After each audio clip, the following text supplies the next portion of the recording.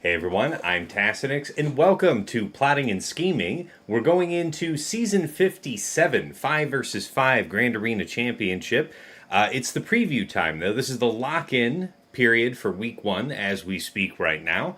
I am joined by my regular co-hosts, Dagger, TJ, Sasha Aisha, and Fatal. Dagger, how you doing this evening?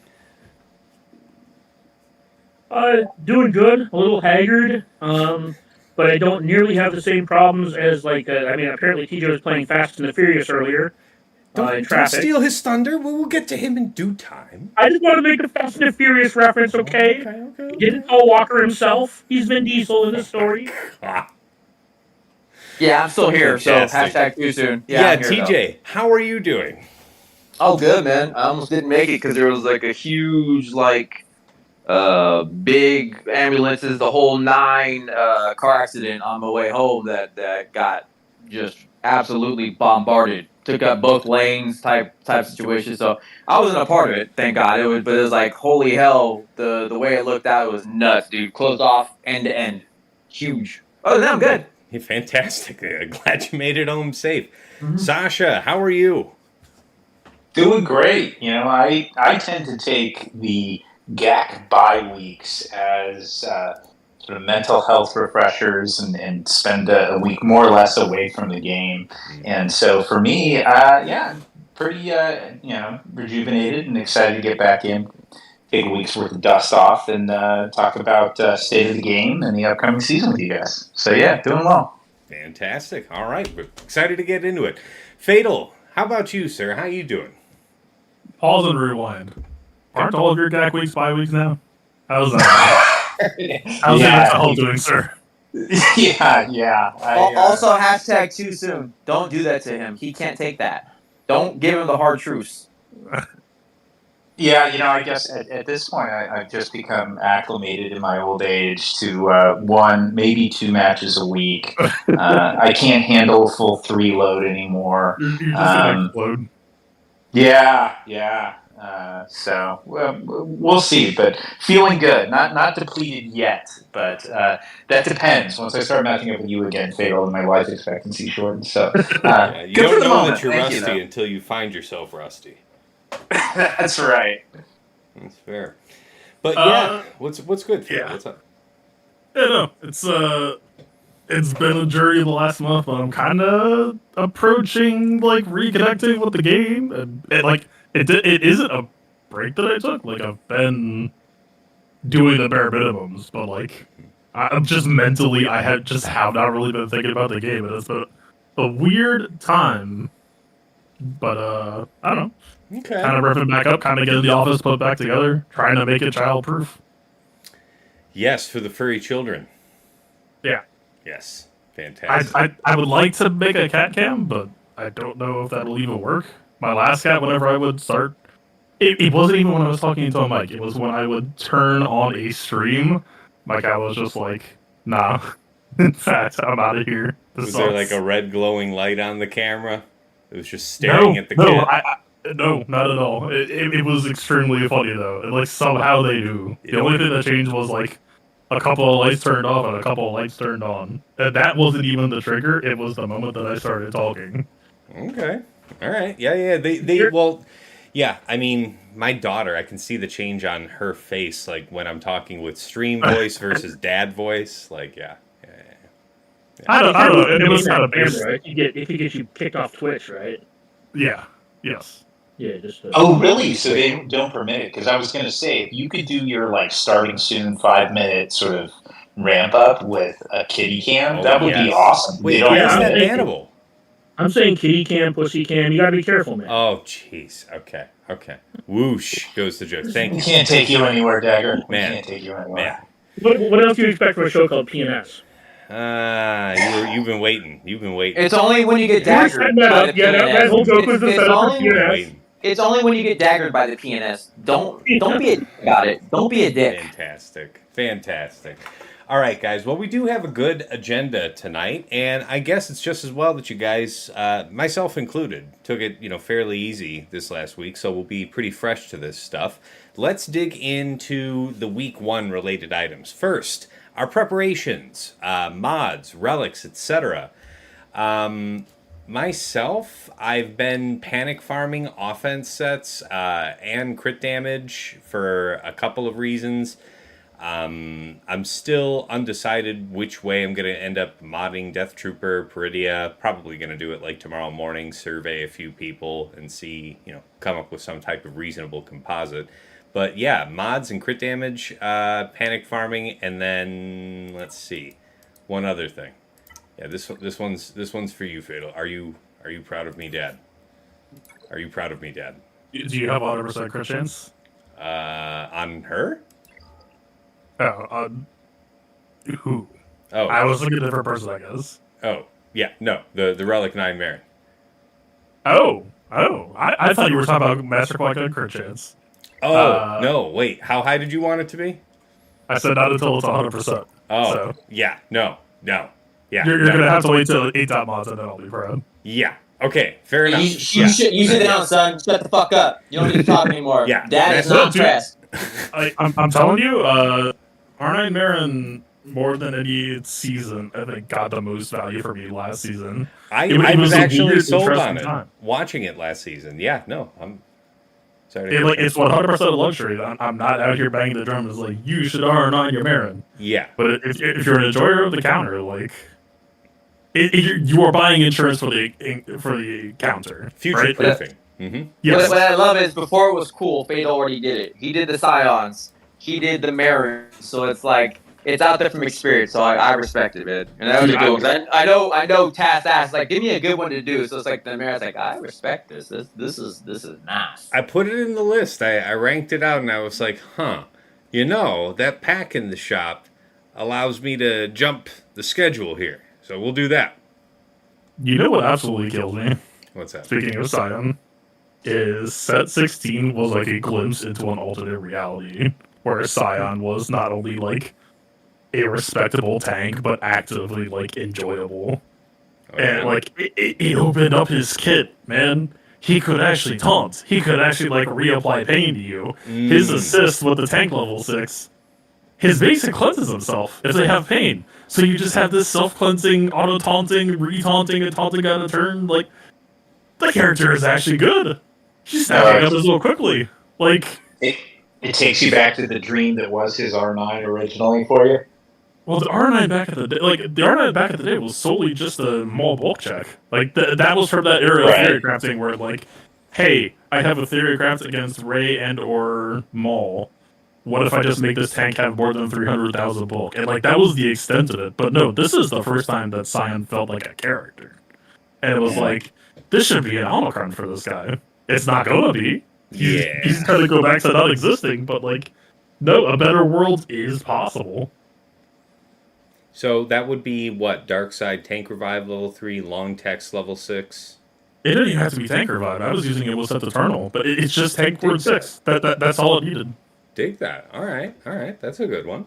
Well, yeah, guys. I mean, the floor is open. You know how it is that we do for the longer episode. Just chime in with that, with whatever you guys have been thinking about for your prep for week 1, mods, relics, whatnot. We'll talk about Datacrons in quite some detail here. Next line down. So basically, anything else you guys have been doing that's good? Well, got started on Peridia and Night Trooper because they're going to be useful here very quickly. Yeah. Outside of the DTMG team, I mean, they're like with DTMG, their mods don't matter a ton. Like they can beat something like Jabba pretty, I don't say easily, but they can do some stuff, right? But getting them in like big boy mods here for at least week 1 or 2 is going to be high on my list. I have some rebinding to do in the morning. What kind of spec you going for the two of them?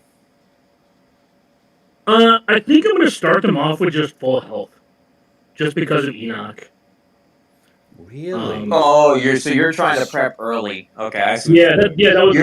You're doing the lazy man's way, and I'm proud and disappointed. Them to get the most mileage out of them. And I'm disappointed in you, Dagger. I'm proud and I'm disappointed. I'm disappointed because I think week 1's gonna do some big shit, but week 2 I understand your thought process. Not getting futurized. I don't think that their modding matters a ton under DTMG for what that team does. Mm-hmm. I mean, obviously they hit harder, but DTMG's mods matter, and like scout mods matter, and Night Troopers the damage. Whether I have him in like 5 mods and he kills Jabba. Like, I don't think his mods matter a ton. He just ramps his damage and assists. That's fair. I've been playing with that team, man. I don't know. I think there's an underlying that you're not understanding the slappies that are going to come from somebody who's well equipping, and I would give it the Aesops of the world and all that. I've been studying and reviewing. So what are you thinking? What are you seeing out there? It's right now, from what I can tell, one turn order is going to be a thing, and the way you want to apply things. I know we'll talk about the week 2, the Enox, because that's another game to play. That'd be great to talk about there. The one big thing right now, I'm full on CD set, but I'm still pushing numbers that he can do quite well. Now we were talking about both of them. So you doing CD set for both Night and TTP? No, I want as much. I want more potency into Night Trooper. I want him chucking to like 11k damage, or as close as I can to it, because I'm gonna make him hurt. I'm gonna make the things that are gonna stick really well.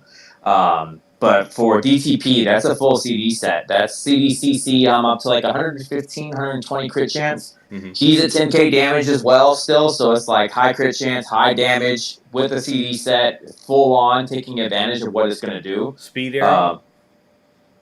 I'd have to check it. I got him right now aligned to be set up. The turn order that I'm looking at is he's faster than Night Trooper by 1 right now, but I don't know if that's going to end up being the super correct thing. We'll see. I need to see what Enoch does. Hear what you guys think, and we'll definitely go that over piece. That piece is important to me. These two together are the brothers of killing shit. It's like the Hero Pose or the Fins, like the 5-speed difference. This one is 1-on-1, and what they do together is going to be the leader of teams. And this Datacron, which we'll talk about, also takes a play into it, but it's got money shots. And I know we'll talk more about Enoch and what the team's going to be for a conventional later, but it's got there's some heat here that I think people are gonna miss, and it's cool. The kit on kit action and how they built DTP, they built some of the lead into DTP that you need to be careful and look at everything.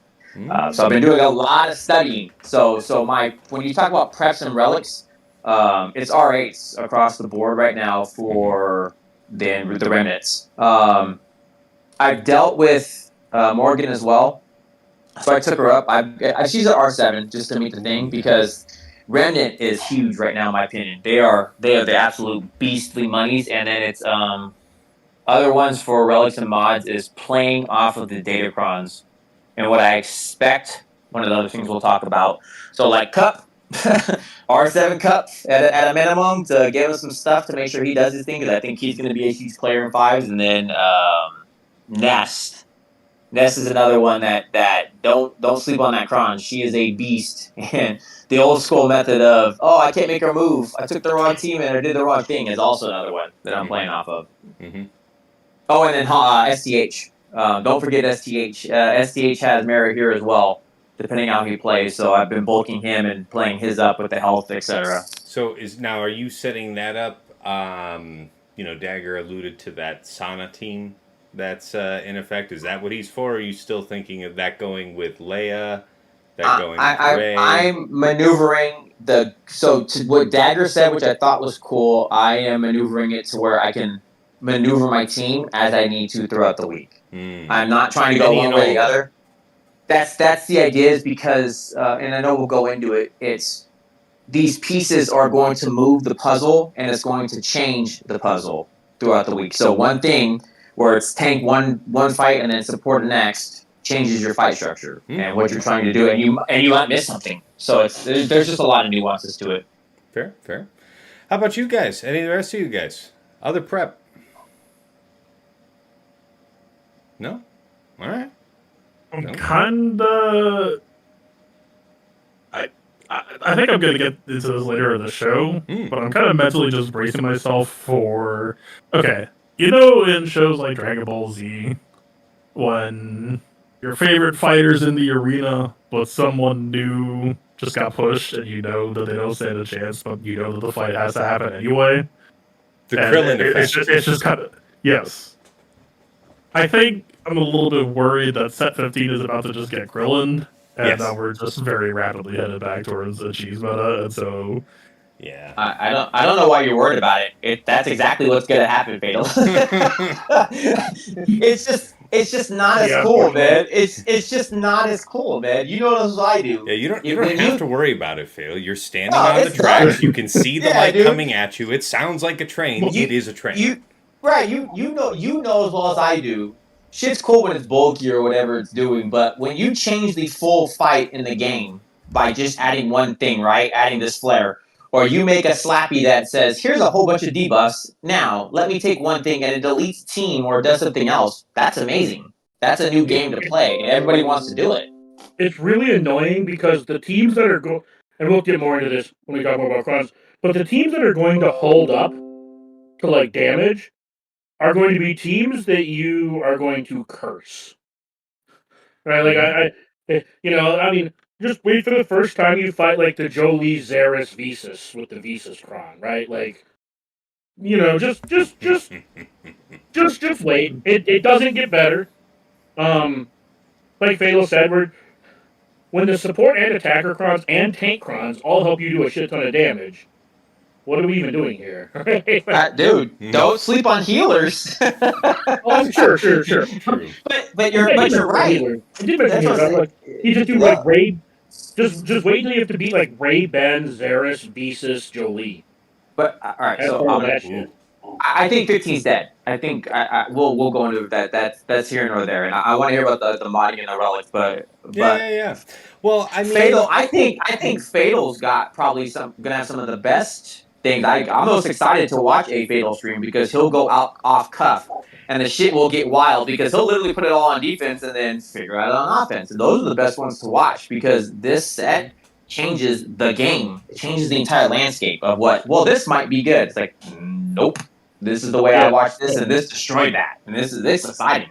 Another thing I did is I took Visas, Xeris, the Night Trooper, and the Peridia, all the R8, like TJ said. yeah. Like, and like I took Xeris and I took Visas to R8 because these healer crons, as TJ even alluded to. What? Why? Like, fine. Fine, I'll do it. Right? Like, he got me. I'll do it.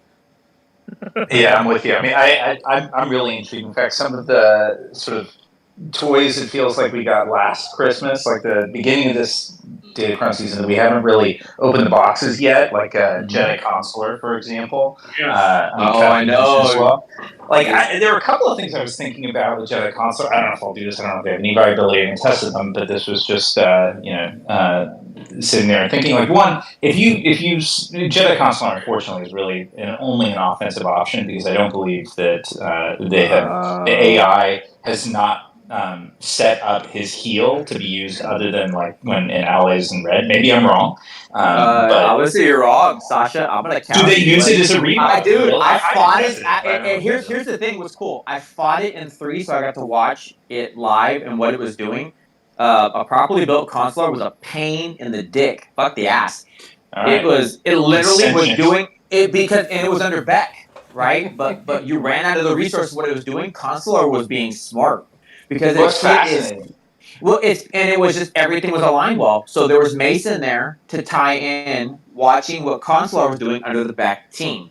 So those pieces were connecting very well, and it's very apparent what it can do on the right team and the right setup. So if you set it up, that's the thing, though. The right team, and that's where it's a little unorthodox, is like that revive only works for non-Jedi. So I keep thinking, like, here's first a quick thought that it's probably nothing, but maybe sort of like just a high survivability offensive option is use a Star Killer with a Consular, Kron, and Consular and Vsauce, right? So you have each of them have to be killed twice. Consular can revive everybody else. Vsauce can revive Consular, and you give like a nice opportunity for that club to run. And then the other thing I was thinking, I don't know if I'll do this at all, but it just seemed like it'd be a lot of fun, was what if you ran like a General Grievous team on offense, and Grievous, really ramps damage really nicely, has 0, in fact, negative survivability for the squad, but what if you threw Consular in as the 5th? And, you don't bring B1, right? No, and you have to cut stab. Oh, does this staff have no revive, or it requires only Separatists? Yeah, he Only requires Separatist droid? right? Okay, yeah, but even if you did that and it's Yeah. solely relying on a Grievous Ram, still could be kind of fun. So anyway, those are like like I said, that's the unwrapped or unopened new toy that I still am excited to play with. That's interesting, TJ, that you saw it in action and it looked Dude, menacing. I will say you'd have to go look at my 3v3 history, but whoever I fought and it was on, I took just enough to beat it, but I was completely annoyed by the fight. So adding 2 more characters to the construct makes a lot of sense to me, Totally. and just because he kept blocking me, and then he would heal, and I would go through the fight trying to get to the point, and then Mace would come in and screw around with things as well. So it was cool to see. And got a great idea. So I could see a fully lined up console art doing some stupid shit already as it is, and the tie in with the other healers. It's like, yeah, that could be a pain in the ass. Mm-hmm. Well, I mean, this seems like an organic point to move to the second discussion item. What datacrons are you focusing on for 5 versus 5 week 1? Anything new that you guys have been preparing here? I, for one, have been in a scramble to just make sure that I had enough attacker and supports because I happen to get just a good handful of tanks, a couple healers, and then very few attackers and even less support. So that's what I've really been shoring up. Oh yeah, I just got yelled at by JMA. Shout out JMA for not having enough supports. So, yep. I got to fix that. How many is enough going into 5s then? What do you think, Dagger? Or maybe more importantly, what does JMA think? I was told 8. Yeah, that's a guild ask, which is something, like Maw Chromium. Okay. It seems like the number they want is something like 8 supports, 6 attackers, stuff like that. Yeah, so I was told to have 8 for TW, so I went and built, I'm at 7 right now. I might try to build an 8th tonight. But for GAC, I was happy with 6. I'm sure you could make use of more. Don't get me wrong, but I had use for 6 off the bat. I knew where I could use them. Obviously, more is better because it gives you more options, lets you tinker or toggle characters in and out of lineups based on the stats on the crons a little bit, or lets you min max matchups a little better based on your opponent's crons. But obviously, more is better. That being said, I think I only needed 6 for what I was planning to do. Fair enough. How about you guys? What other datacrons were you trying to make sure you got in time for this week? Oh, Ewok Elder was a level 9 I want to fuck around with. Yeah. Oh yeah, you're gonna do it really? Yes. You're a pretty big Ewok hater for defense. So I mean, I assume this is for some offensive application. I mean, the Chios team is back too with the Terminator level 6. It's basically a closed loop. So no, I was thinking the same thing as Dagger. So I'm glad you're calling it out. It's no. The loop I saw, so even though I talked this shit, right, I still watched the loop, so I know what it's capable of. Now you're going to add the proper 2 characters in there with Elder. Dude, I'm a believer in what the Ewoks are going to do, and I don't know what's really talking about it, but Dagger's spot on. That if you can build them, they will come. Also, Ewok Elder's Revive is not specifically tied to Ewoks. Mm-hmm. And the heal happens so damn much. Yeah. The cooldown reduction on Elder is so much. It's right, and it's just so much, man. And that damn AI is quick to continue to fix it and heal. And the reason why I think it's interesting is because Chirpa's going to be leading Geos this season. Right? So that means that if you're going to use Ewoks, they're going to be someplace else. I have a couple ideas that I'll have to test them a little bit before I actually talk about them. I don't want to have anybody else do, Dagger said this worked. No, I don't know if shit works. Yeah. But I do have some plans for Ewok Eldercron. We'll just put it that way. They're not going to be taking down GLs or anything, but I got a couple ideas where to plug that bitch in and use it. But yeah, since Chirpa's going to be picking up the Geos with that Terminator level 6, and they're just going to take literally all of the turns. Yeah. And you mentioned the Sana team before. Yeah. What else? There's 1 or 2 more teams. What cron you running for that? I'm curious about that because I long for a time where Sana's actually good in Grand Arena. So is that taking Stormtrooper on it? I don't know how important everything is, but it's actually Rolo lead. Real deal. Yeah. Okay. Rolo lead with Sana, and then Sana puts a debuff on them, proccing her Yeah, it's a reactive support. TM. Right, So, right, right, support right, proc. right. Oh, wow, that's smart. Let's see. Wow, I have to pull that up. I haven't looked at that in forever. Take a look. Da, da, da, da. Yeah. Taz out here reading kits again. Oh Like, Oh, yeah. Oh hashtag that's yeah. the thing kit. I The like about these power, cons, the though. power Like of Sasha said, literacy. it's like Sasha nailed it though. This is like Christmas because there's a bunch of gifts we got put under the tree for 3v3 that we get to open for 5v5.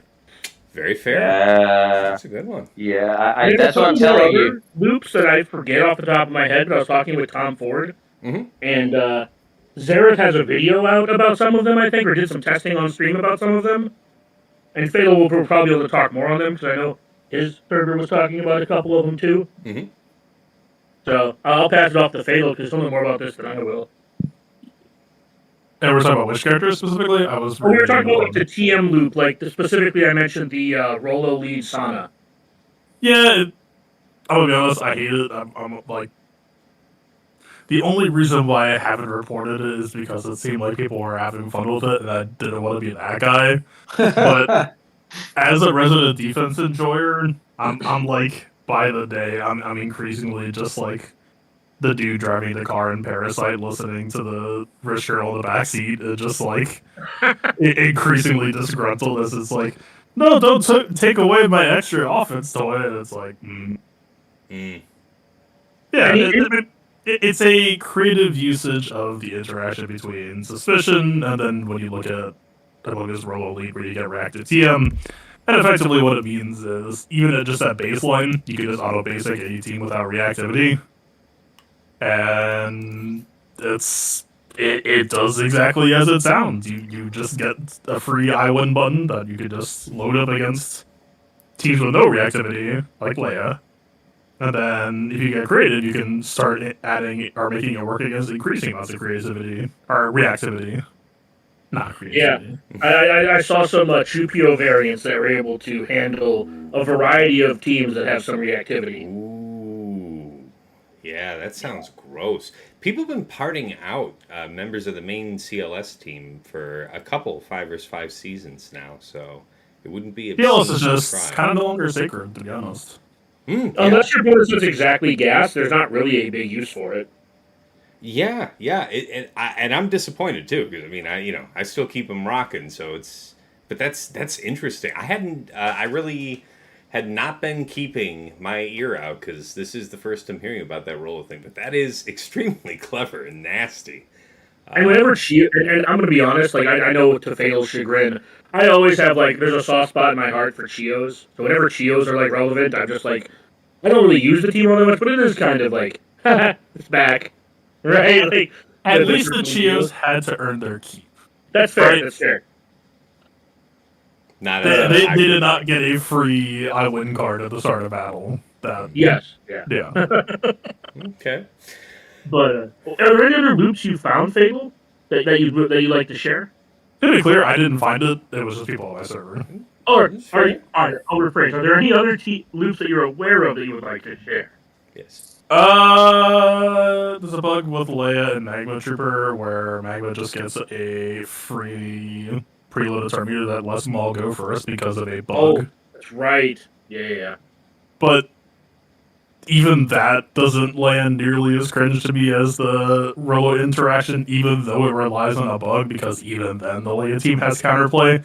Like, in my mind, that's really what this comes down to is, can you meaningfully interact? Because the Maul Magma thing is, like, not intended, but it still creates a spark, right? It's like all of a sudden, ooh, well, I want to post Leia. Well, what should I be looking at? Ooh, well, there's old Ben. Ooh, well, there... Right, you have interactions and options, and it all just cascades out from there. You're in a mod war, you're in a character war.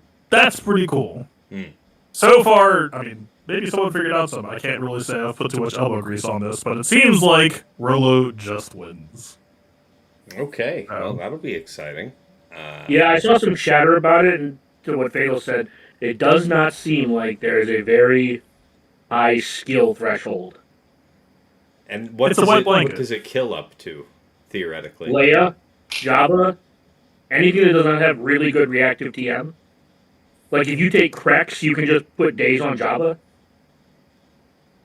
This sounds fun. I like this. Yeah, like, but to Fatal's It's point, quite like, yeah, to Fatal's point though, like, it's a 2-character team that lets you basically full auto or full basic auto, and then you could add characters in to stop your opponent from being able to take a turn. Hideous. I'm delighted. All right, that's a good one. Yeah, yeah. I mean, I'm with Fatal. I think it's funny that it exists. I Yeah, don't think it's gonna be. Yeah. Right. I had some appreciation. I can admit that, but also I'm kind of ready for that team to stop existing. And Hey. As you're saying it now, be aware. CG's listening, so it's okay. Have no fear, Fatal. Your dreams will come true. God, I hope he's listening. Help, help. All right. Well, if nobody else had any other crons I wanted to cover Oh, that they were there's also prepping. There's also something with Sortie. There's some kind of loop with Sortie. Oh, dig that! Really? What's that about? I don't know. I was reading a chat and they were mentioning something about Sortie with TM blowing shit up. I don't know. I'll pull up the level 9s here real quick. It might just be like BB-8 plus T3 with all the debuffs, right? That might just be it. It might just be a new nuke team, so to speak. Okay. Sure. All right. We'll see something like that. I mean, there's probably untold, interactions with that long text support that are insane. So that's fair. I guess I want to skip a couple topics ahead. Sorry, go ahead. Oh yeah, I was gonna say. Basically, if you think your opponent, like, this is gonna be one of those week one where it's gonna be like, how did my opponent beat X, Y, and Z with X, Y, A, B, and C on defense? And I don't think this first week it's gonna be really hard to call somebody a cheater. Really, there's just so much. Yeah, absolutely. Yeah. Tying in to these datacrons we were preparing for set 16. Let's talk about this set and our expectations for its impact on defense. I think we've done a pretty good job of alluding to that already. Nothing holds. Go fuck yourself. Yes. No, go ahead, guys. Take it away. I honestly think there's going to be something. It's going to be something of a something. I don't know what to call it. Where it's going to be the portion of the kit that you missed, and it's going to do something else, and what you thought you took in was going to mess it up. And I think that's going to be a lot of what we're going to see for week ones. It's going to be that little miss that's really going to be exposed, and then you're going to see that somebody dies. Like, yeah, you tried to take this and got screwed for it. For sure. I mean, I'm sure we're all excited to see what set 16 can do in 5 versus 5, but I guess a more focused way to interpret that bullet point would be anything that you've been doing as a stalwart with set 15 that you're considering rotating to 16, even though 15 is still with us to the end of this season. The Cup level 9 with Queen Amidala seems good. Oh yeah, better than the Palcron though. I think if you're trying, Fatal touched on this one of the previous episodes where I think if your opponent's going to use Bane, yes. Interesting. Yeah, I don't know for sure. I do expect the what's in the back or what's in the box. They've always done it this way, and oops, they did it that. Oh, that doesn't change anything. I can just walk in blindly, and then you get handled because you walked in blindly. Is what I expect to happen a lot. So you have the incentive to just set up the trap, whether or not it actually succeeds. You already know how they're going to handle the set. You haven't played that fight yet. I think that's the merit here. Is you're walking in the door. You have Omicrons tied in with a Datacron. You have not fought yet. So there's merit to make you fight a fight you've never fought, right? And that's the same thing we want to talk about. We're talking about the other teams where it's like, yeah, you fought this in, let's say, TW. You fought this in an arena, but Omicron's active can change your fight along with the Datacron being fought, and you're just not ready for that one piece that catches you off guard, and all of a sudden your team's dead. I'm really curious to what the buffs on the offense up buffs on basic, long text support, with 40 to 50% physical damage can do on a Gungans team. It's gonna be nuts, dude. Okay, yeah. So taking over the set 15 Gungans, I mean that one seems like I say specifically the buffs on basic and the offense because Booma and Tarpals, man, I can imagine them just actually hurting people. I'm not trying to say they don't do damage. I'm just saying imagine them actually chunking people while you're trying desperately to kill their Right, like turn it into a burst damage team. That's what you're calling it, though, right? Is like now while the team's already disrupting. Can you turn the Gungans into a burst damage team while you're busy trying to kill their generator? And it actually happens now because the team is still reacting and doing what it's supposed to do. Yeah. You're dealing with the RNG, and now you actually have slappers on the team because of how much is being applied. Yeah, like imagine the offense up buffs with like 40 to 50% physical offense, and then that level 6 and Boss Nass and Jar Jar just turboing out like, I don't know, I'm thinking like 80 to 150k like hits just from assists on like, Tarples.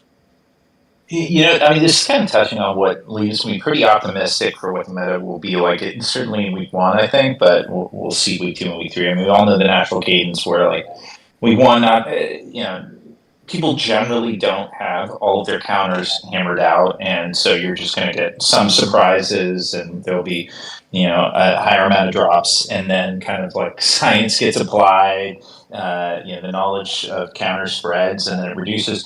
Set 16 is so coolly multi-dimensional, particularly in 5v5, because like almost every squad that's out there has some like meaningful support, meaningful attacker, meaningful tank element, right? So I think these are all, at least the long text forms of each, are like really pretty strong, and I'm optimistic that you're going to see like one thing that in round 1 of week 1 that you get to squeak by against some particular squad that has an attacker level 6 set 16, that when you go up in round 2 and it's got a support, suddenly blows you out of the water. Like I'm hopeful for that. I'm actually really excited for it. It just feels like there are like just dimensions to the playability here that are unusual for this game. Like maybe I'm just talking out of my ass or just wishfully thinking, but it kind of feels like that might be the case. No, I think I think it feels like it's a pretty good consensus here and I think it stands out that set 16 is unusually powerful in that I cannot think of another set where we wanted to take so many teams that were great in the previous Datacron set and just remove those crowns, put on the new set instead. This reminds me of remember the 20% TM up for Dark Side too? Yeah. Mm-hmm. This reminds me a lot of that, where there was so much modularity. Yeah. Mm-hmm. Mm-hmm. So it's rare. It's a rare setup with I think, set 16. What I think also separates this one from everything else is the fact that you can mix the light side, dark side. I know Dagger hated it, and I'm not, and I understand the reason to want to not be happy with it. But the ability to, let's say, put a dark side tank revive on a team, and that changes your whole fight now, and you put just one dark side tank on there. And everything else is light side, but doing that one thing allows that team to survive beyond all recognition. So like putting a Malik on a light side team and it's got dark side tank revive. And now you have to re-deal with the whole fight and all of the pieces that go with it, right? And it's like, Jesus, this is never going to die. It's just those pieces where it's like, this is something that's brand new for everybody because you can mix and match and then set it up for like support long text on top of this on a dark side tank revive. And those, just the way they can be played out now, there's just not a rhyme or reason to some of the things you can do. Okay, so Gungans and Queen are definitely favorites to try with set 16 instead of 15 here. Who else? Honestly, I was saying most teams probably benefit. I'd be willing to bet most teams. Like I'm with Fatal on this. I think Inquisitors. Inquisitors are probably better with an attacker Kron. Or could be. I can see. There's also the added benefit, like to Dagger's point, like you kind of go through squad by squad and you kind of theorize like the benefits for each one. I think one of the big practical advantages, like with competitive GAC, is that set 15 there's .gg data on how to counter all this stuff, and set 16 it's gonna be new, and it's gonna be like, okay, yeah, I know what used to work, but how much has that been disrupted by the mechanics of set 16? So on defense, I feel like almost in every case, Palcron possibly an exception, you're almost better to go with set 16 because it's, it's unproven ground. Yeah. Yeah. If you're gonna bane it anyway. Also, if you look at last set, the biggest part of the last set 15 that we talked about or oohed and ahhed over was the bulk level 3. But if you look at the actual factions in level 9 that it applies to, you find out very quick it's like Galactic Republic, First Order. It's Yeah. like, okay, cool. Like Slacker probably wants his level 9. Padme Kron isn't being supplanted. So JMK probably has a Kron, but outside of like those few teams that like Tech has a Kron, but like the Bad Batch wants to support long text. Like, and that's kind of what I mean. It's like a lot of like you can use set 15 to fill in the gaps for teams where it's like a coin flip which set is better. But I think we're gonna find out really quick that I mean I've actually considered taking apart a couple of my set 15s just for the data cache to work on set 16. Wow. I mean, I guess given what we're talking about,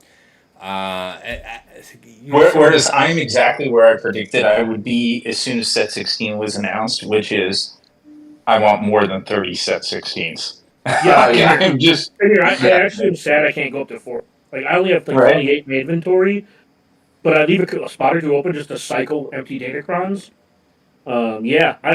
This set I wish I could have 40 to 45 of them so I could just have options forever. Well, we also need the space for the teams that actually do that. So get all the teams that can also use them all would be nice as well. Yeah. Well, guys, this is going to be the last week before Captain Enoch is in the game. And before we go into his kit, I want to know what you guys think about your expectations for the Imperial Remnant team, the composition and the Kron for week 1. So obviously the last hurrah of DTMG with Night Trooper. Any kind of twists on that based on your testing in 3 versus 3? Any new ideas? I am thankful that there's a group of people who like Dad Bod Boba, and I'm really happy that Trench and now DTMG will fall into the same category of being relatively useless. So, yeah. I do not believe DTMG will be useless. I don't think well, it'll revert to his original state, which is outside the top 25. But now, okay, I think he still holds merit because he loves TM, and there are TM teams. He is all about dealing with that. And I'm like with you. Scout, I don't think he's going to be useless. It's going to be different. No, I know why Dagger's saying it, and I understand. The shiny new toys there, and all the toys. I'm happy with every triple Omi TW character being relegated to being a situational at best team in GAC. I don't like you for that. We already have how many triple Omi characters for GAC and how many GLs? I am happy when one of these teams falls out of the meta because thank God. I think he's still strong though. But I know what Dagger's talking about. You only have so many teams to work on. What's cool? You can beat like GG if they put it on defense, but I think with the right setup, it's taking us all. If they love TM, not if they put Luthen on that bitch, you're gonna get below. We're not talking about Luthen right now. No, we are because Luthen's coming out next week, which is the same time we're talking about that same DTMG team. Yeah, I wouldn't put that against Luther. That's ridiculous. But there's other. But my thing is, there's other GM teams, right? It's taking out the GGs. It's taking out. If you put TM on this shit, it's gonna hold. What I'm making is that it's gonna end up being like Trench, like Tuskens. It's gonna have a spot here and there. Mm-hmm. But I guess without me trying to be like too jumping on his grave, I like when teams actually fall out of the meta because it feels like it's so rare that they fall out that teams just join the meta and stay, and that's one of the reasons we're in the position we're in. That's fair. DTMG's been a stalwart for some time. I don't hate that opinion. Yeah, I guess that's the nice way to put it. It's nice to see some teams cycle out of the meta for once. Sure. Yeah. Until we get Remnant Cron's next set, and then we all can go fuck ourselves. Oh yeah, man. It's going to be a gross time for everybody. Be prepared for the rapings that will be coming. They will be commencing. True. It's going to be wild. That's fair. Any other comments on Imperial Remnant? I think that most people have Enoch week 3, thankfully. So we'll let the whales figure out how to deal with it. And those of us who, use the event to 7-star it, we'll have information going into. Yes. So only if you whale hardcore. Like you're not riding out the event to get your 15 shards a day for the Right. last 5 days or whatever. So only if you whale hardcore will you actually have Enoch for week 2, and I will That's not. a lot to build. I probably will. All I'm right, excited. all right. I'm excited. I'm excited. So I've All right. usually rented out the kit, but having Enoch now and not getting the great mothers or whatever it is right now, dude, this team has already been a lot of fun and super strong out the gate, and it's only gotten stronger each time. Getting to play Sure. and see what DTP does with this team. And then one thing I used to love, and one of the most free to play and awesome things is when TIE Fighter Pilot came out. One of the fastest characters, the time when you would get to do the super fast TFP and you were doing that in arena, and then that was blowing out people because it was applying the debuffs because that was the fastest character. This kit of a kit and then TFP just being a monster and applying buff immunity and just off to the races.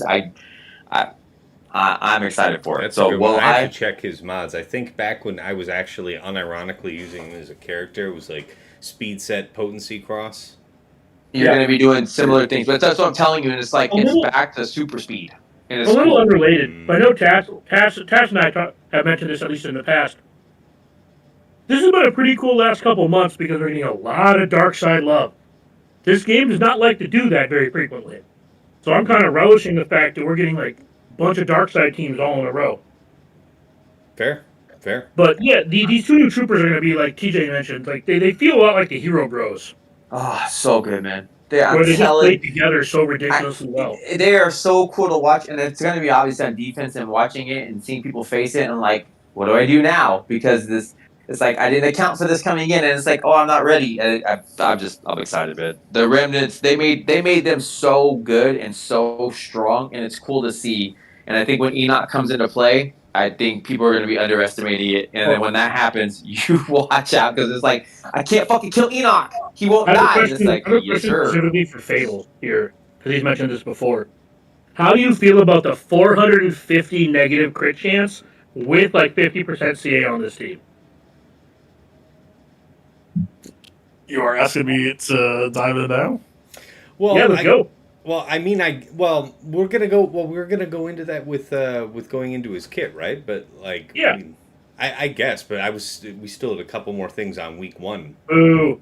Boo. Well, that's why I was trying to get through it.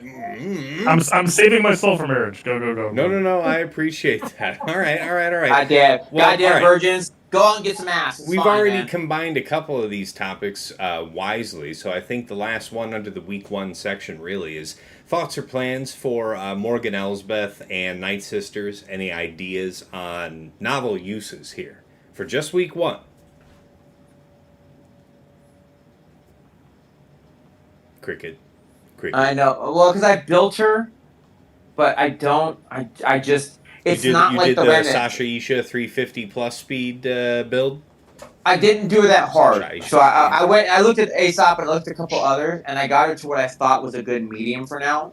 But I'm lukewarm in the water. I know what she's gonna do by facing her and facing truly kitted out teams. I know how powerful she's gonna be, right? And I know I can see the essence. I can see the writing on the wall that in 5s they're gonna be just assholes, and Can I that's tell you what I'm going great. to do with her? Yeah, Mine's go gonna be ahead. super funny.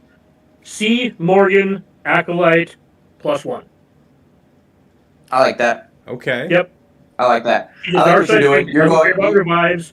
Acolyte would go into stealth and just sit there and punch you. Yep, I like what you're doing. Yeah, you're doing the Yep. G's again. That was such a pain in the Yep, ass. okay. If Acolyte got to go into stealth, you couldn't fucking kill it. So I know Yep. exactly what you're doing, you piece of shit. I love it. That's basically son what of a I'm, bitch, that's I'm basically what I'm in. doing with her. That's cool.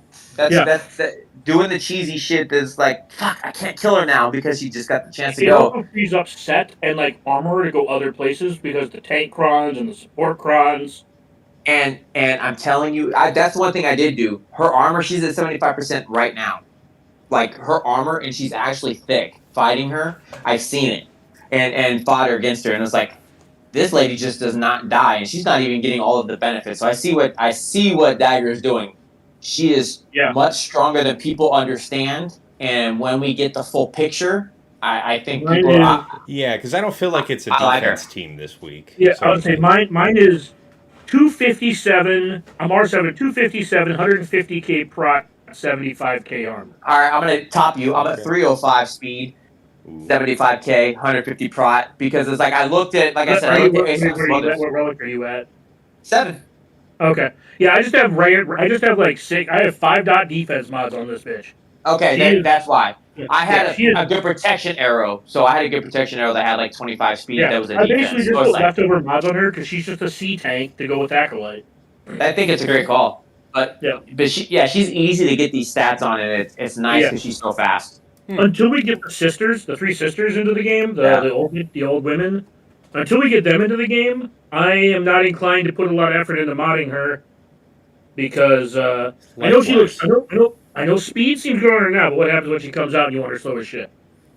It's a lot of tear up to commit that kind of speed for me Yeah, to make correct. her like 350 Yes. plus. So I see why Sasha was getting some mileage out of that in the last 3 versus 3 season. I'm for the reason you just mentioned, I'm not gonna make the commit just yet. Yeah, So. I will when the time comes.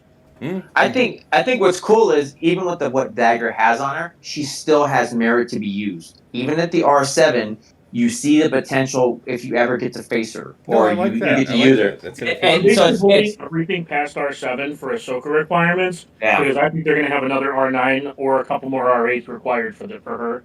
Mm-hmm. So I want to make sure that I have everything ready for her so I can get her as close to day one as possible. I don't know. The Remnant Bros got R8s to be because those monsters are amazing. So they deserve Yeah, all of the love. me too. But I'm still talking about the Night Sisters. I can't do it. I think she'll be R9 worthy. So I'm calling I it think she now. will be too. But I fully expect that. I want to see more requirements for Ahsoka before I sink in R9. I only have one in the I bank. think I think that is a completely fair assessment. But I think when we're coming back to this time, and I would even say like next fives, it'll be tasked. Hey, how's your R9 on your Morgan Elsbeth? Oh, she's doing amazing because that's why because she's so she has utility that we don't get to see. Well, you know what? When Tash buys me those R9 packs, I'll R9 her. How about that? That's good gifting. Oh yeah. That's good gifting. And you know it's just around the corner, Dagger. Check is in the mail. Anytime. Yeah. Anytime. Yeah. Yeah.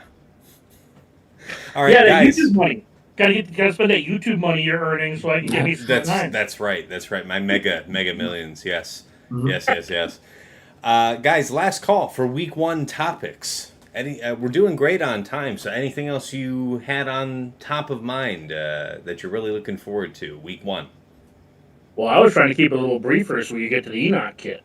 Yes, that's again. I'm ready to marry Fatal. I'm ready. I'm done with dating Fatal. I'm ready to last 3.5 seconds in that honeymoon suite. Let's go. Those teeth, man, just chomping at the bit. Nothing left of them. All right.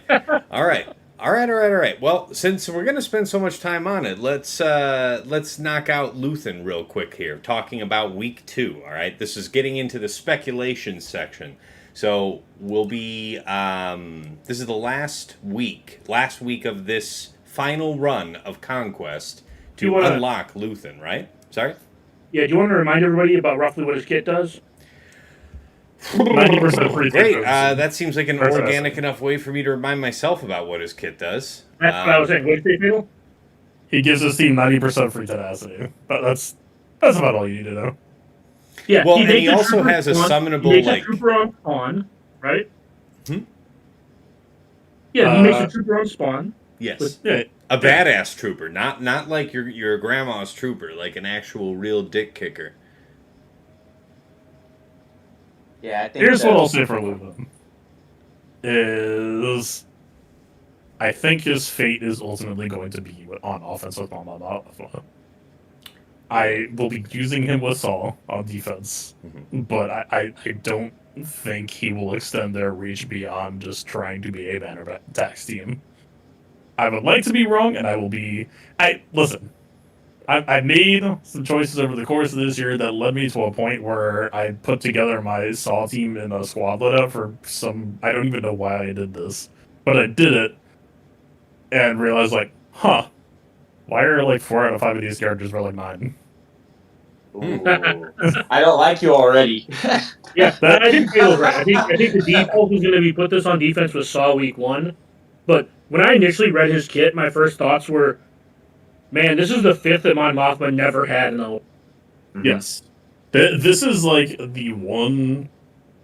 It's not gonna happen, but they printed DTMG. Like, we know it's not going to happen, but this is the tool that I needed to exist when Kyle Katarn got released, and I wanted to post my Mothma on defense because Jawas existed. I can see your point on that. I can see your point on Yeah. it. And Luther is going to be such an annoying prick.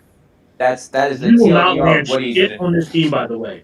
You will not land absolutely fucking anything on this team. They already have so many Rebel Fighter pieces, cracks, and just there's I'm just oof. This is just straight up turn meter brute force at this point. This is like Oof. IO Scout Pal Luthen. Hit auto, walk away from phone. Oh look, it's another support to add to your team. On Yeah, a support team that's already doing monsters. Saw Gerrera was already kind of a prototype Gungan team, I would say. It was like CG's first stab in this direction. I can see that. I can see that. You have a set play team where they're trying, like, okay, we have a premise and we're trying to do something to you, but then once you get past it, we kind of aren't shit. And this feels like Luthen trying to escalate that Saw set play to a more Gungan tier level, right? Where all of a sudden he's saying, okay, we're still trying to throw a Saw bomb at you. And I'm saying this, like, ignore Set 16, right? Like, obviously, yes, it's crazy synergy. Yeah. But Set 16 isn't really synergetic. It's just a Set 16. You're making debuffs that you're attacking. I'm talking Luthen Saw. Fundamentally, what this is doing is giving you extra tools for trying to limit what your opponent can try to do to interact with your set play, right? You get a bit of extra crit damage so that you can try to put out more threat early if they try to go undersized, maybe. You put out more tenacity, that you have more creative control in a lot of ways to try to limit what they're able to do to you. But fundamentally, the game plan is still the same. And to some degree, I still... Right, you look at the list of Rebel Fighters, and I think this team can have a long future in terms of, I would imagine we will see more Rebel Fighters. But you look at the current roster, and I mean, I'm looking at SUH.GG right now. There's 20 names on this roster, and a lot of them are very old. That I would say they just confirmed Andor Season 2 is confirmed to be in the works, and they're heavy moving into it. So you can best believe, I don't know if it's going to be another conquest unit, but you can best believe that we're not done with the faction that's already got utility in areas, and they're going to keep adding those just little flavors. They're going to keep making it much more and more dangerous. It's the same thing. Like look at what they did with Inquisitors and how they did it, where it's whatever. And then Reva came in and just blew the game up. Right? It's like they put out Saw. Saw had pieces. I love Fatal's idea. I think Fatal called it out as a great point, saying they were Gungan-esque. Right, and it's like, here, let me add some more flavor to it now, and you get to deal with this added in. Yeah, they're kind of like just a front loaded. This is what we got. If you can recover in time, I guess we lose. Yeah, exactly. And I mean, Luthen tweaks the rules a little bit. I want to call out specifically because I think a lot of people just saw the clause and gave up immediately. Luthen, yes, he sabotages the decoy that he makes under Saw. But it's only the health pool, I want to say, that you still keep the protection pool. So, like, in fact, like, it's actually kind of an anti-percent health. Like, yes, obviously having health is, like, generally better for a tank. But still, like, probably mod Luthen for protection. I think it's not as good of inheritance as Amidala has, but it's still, like, it's, like, 75% or 50%. It's decent enough that, like, I do think it's potentially worth leaning in on that heavy protection. I'm probably about to shoot myself in the foot.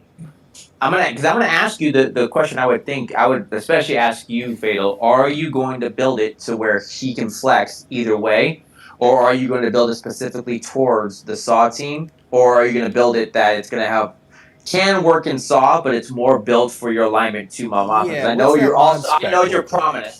Yeah. For you, Fatal, for you, because I know your prominence in using and trying to make Mon Mothma do the kill the Ray things, right? You've also done other things with Mon Mothma. So my question is towards you because you have a great mind for what you're trying to accomplish.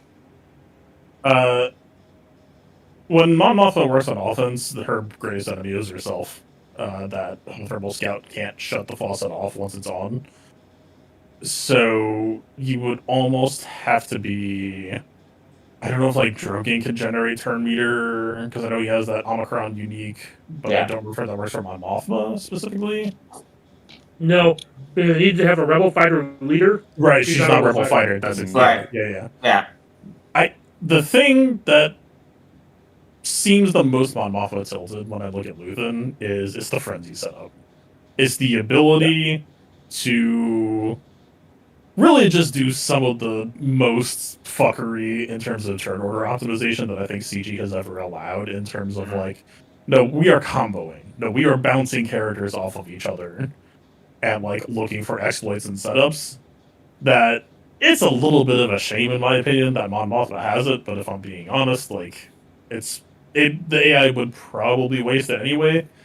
And like yes, I do think that like if I'm running Luthen my way, like I'm taking him to Relic 9, I'm shooting myself in the foot right now because I don't have any characters named Ahsoka at Relic 9, but like I don't know, what do I Really? sacrifice? Relic 9, and what kind of mod spec you thinking to start with? Well, I'm just treating it kind of like Amidala. Is like, okay, if I'm giving this team my vote of confidence, I'm putting my best foot forward, and so I'm going right. This is a character that shares our stats to the. I keep on wanting to call it decoy. Can we? I don't know. To the rebel I trooper. think The you're. trooper. The trooper. But people know when you talk about it. It technically is a decoy. Honestly, Yeah. and Philo can correct me if I'm way out base here. My initial thought was just like a fast offense set with a couple protection primaries. I don't know if I'm going offense set. I'm probably going like I'm going probably high speed with protection, defense, and offense. Yeah, Okay. just kind of like a fast gas direction. Okay. That's interesting. Yeah. All right. I was thinking more like fast offense just to give the most gains to the summon rebel trooper since he looks like he really kicks. But yeah, going just for pure speed, I can see that absolutely. I mean, Good whether discussion. or not he kicks is going to be kind of the litmus test for the whole thing, right? Mm-hmm. But Also, yeah, I keep mean, in mind, the team generates so much TM that I'm not 100% sure how much the offense actually matters. Hmm. If it's specifically with Mon Mothma. when you look at the rebel fighter list, you really need to ask yourself what you want the team to be and what you want the expendable character to be, because I think that there's a world right now where I guess hey, we talked about CLS earlier, and this game plan kind of fell off, and we almost see this Luthen decoy in conversation with it. Is I think you build Saul Luthen possibly as just like you don't go tank, and I think you possibly just run the expendable decoy, and I think you just go full squishy again. Right? It's a race. If they make it through the opening salvo anyway, you're gonna lose. Like you're Yeah. that's kind of just it. So, right, you look at the recent releases, you look at characters like Captain Rex, who has already overperformed with Saw Gerrera in 33 of the past. Oh yeah. We, I have nightmares about that team. I'm assuming we all do. We have experienced. Oh man, dude. Yeah. Pre-church, good one. post-church, dude. Cracks under that monster is double the nightmare. Right. I will say to Phalo's point, the people that set the Kara Bays like SRP team, that team does nothing. Like that's the thing I like about Saw sometimes is they'll think that let me just throw all my extra tanks here that I don't use, and then like you can walk over it with something like Mon Mothma. It's got to be methodical in the approach, because if you're using it correctly, there's I'm things you do. So it's like, yeah, I see what Phil's doing. You can't discount. You can't discount the heals and the way it's taking away your health. You're getting hurt while the team is going, and so that's continuing to happen. And then you loop around, and all of a sudden your team is back, full health protection, and going again. That is a scary proposition. Would you use the fifth? Because my initial thought went to Kara. I know she's a tank, but she has the TMR bomb. Well, I think you go one of two ways. So, control game plan, I think, is a harder and harder bargain to like. If you look at the meta and you're like, "Oh, that team is like way exposed," then I'm switching over to it. Then sure, but I don't know that I default to assuming that a team is going to be capable of that. So, like, I joked about this in my Discord server. Is like the true essence of theory crafting now is just slapping as many Omicrons together as possible. So, like, Yeah, just slapping Rex and Drogon and all this other stuff. And like, yeah, sure. This is the strongest possible team, is it not? I don't think it's that necessarily, but I do think, again, because so much of the roster is so outdated right now, that I do think Dude, we almost ended this. That I weird could kind even of imagine the amount of damage that pops off with that, and then you add in Drogon. Especially since Leia doesn't really need I need Drogon right now for what she's doing. that was kind of my thought too. Is like, Leia's not doing anything on defense. And if you save her for offense, the tank cron just carries the whole team. Yes. And so, within that respect, it's like, I don't think it's that sharp of a sell to be like, oh, just take Rex and Drogon right now. But it's still right. Like, that doesn't grab me. It's not winning me. Like, right, it doesn't feel like there's a spark there. And so, that's really kind of where I'm at with the Rebel Fighter faction as a whole. It's a cool package. It feels like you're really kind of reaching out to your opponent in some ways and like attacking them directly and trying to interact with them directly. But they have this bugbear on their back of these 2018, 2017 characters, and in many ways, this is the quintessential Rogue One team. You are a doomed mission with some raggedy tools. Very fair. Very fair. Yeah, Tassel can attest to this too. I was a late adopter to the Saw Omi. Yes. And I haven't gotten as much use out because the problem was like I'd fight against Saw and it wasn't like scary. And then when I finally did it back when like Saw had whatever his cron was, I'm like, oh yeah, time to do it. And ever since then, it's like it's filler. Like you were saying, if I was able to upgrade that from filler to be an actual question mark, like an actual question to ask my opponent, like, do you have an answer? And have it be a meaningful answer, right? Not a, all right, cool, I'll just like whatever. But yeah, now that we're moving more towards like a cheese meta, it's like they'll have Treya and like GG Staff available. And I'm just like, all right, cool. I guess you just run this the fuck over. I'm glad you said it, Nami, because I'm really doing my best to not be a wet blanket tonight. Yeah, it's kind of cursed to yeah be like, man, I'm glad we're getting this character, and I know exactly how to beat it off the rip. It's not going to be hard or expensive. Yeah, and that's kind of what I mean is like, I'm probably less pessimistic than you are, hopefully, but yeah, I'm not looking forward to the setting like 1 to 2 GLs and just being forced to out efficiency my opponent on dumb shit. So, the thing that I keep please go ahead. One last sentence. The thing I keep coming back to is I think a lot of these teams are cool, and it's the place that they end up landing in is not their fault. It is a meta problem. Oh yeah. No, Yeah, you clearly because Fatal doesn't want to meet isn't willing to avoid Wall. Fatal will meet Wall head on. So to be fair to Fatal, where some of us will just adjust and do whatever we have to do and then complain about it, Fatal will not adjust and will meet Wall. So he'll meet the other end of what it's gonna be. So I understand Fatal sentiment. Where I also understand where Fatal had more fun in threes because it was you could get out risky, right? You could actually throw them out and then you just drain them out of the resources. They got nothing left to do it. In fives, especially with the new sets, it makes it tougher to do. So I understand Fatal sentiment on it. So the summary though on Luthen then is we're gonna end up setting him on defense with Saw at first to intensify it and see what it draws. It's I don't know if any of you had any kind of insight as to what you think it would prevent that's already a known and solid Saw counter, but barring any such ideas off the top of the head, you're willing to gamble it, and then if you're unimpressed, you're going to pivot it to offense. I wonder if you guys did have any thought about what you might be able to do with Mon Mothma and Luthen that you weren't able to do before. I think that loop is going to be bananas, and I think it'll kill higher than people are going to anticipate. But I also want to say higher than people are going to anticipate, though. That's the real question. What is the actual punch up? What when you can loop? If I may, the problem that Saw is going to run into, that he continues to run into, that will always run into, is that DTMG is going to curb stomp the fuck out of it every time it looks at it. GG Snap is going to curb stomp the fuck out of it every time it looks at it. Right? Like, there are too many teams that are just like Fatal said, it's not Saw's fault that he's an old team, but it's an upfront turn meter team. So any team that has any bulk plus regeneration or anti-TM mechanics are just gonna walk over it. I am excited to see it with combination of set 16. I Sure, know we're sure. talking about the team, but it's like for right now, set 16 is still the money. And what I've seen, what Kyle has been able to do with this, and now you're giving another moniker to this.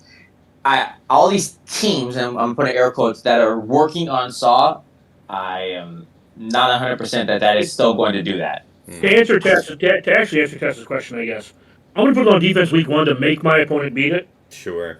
and then Yeah, once just everyone check knows, the data. Yeah, just see. because I know what beats it, and I'm gonna make my opponent beat it. Mhm. And if my opponent week 2, my opponents are going to know what beats it, so I'm just not gonna. So week 2 when we get it right, and then week 3, I'm just gonna pull it because after everyone else knows how to beat it, like why would I set it? Okay, I think that's pretty smart strategically. Yeah. That's fair.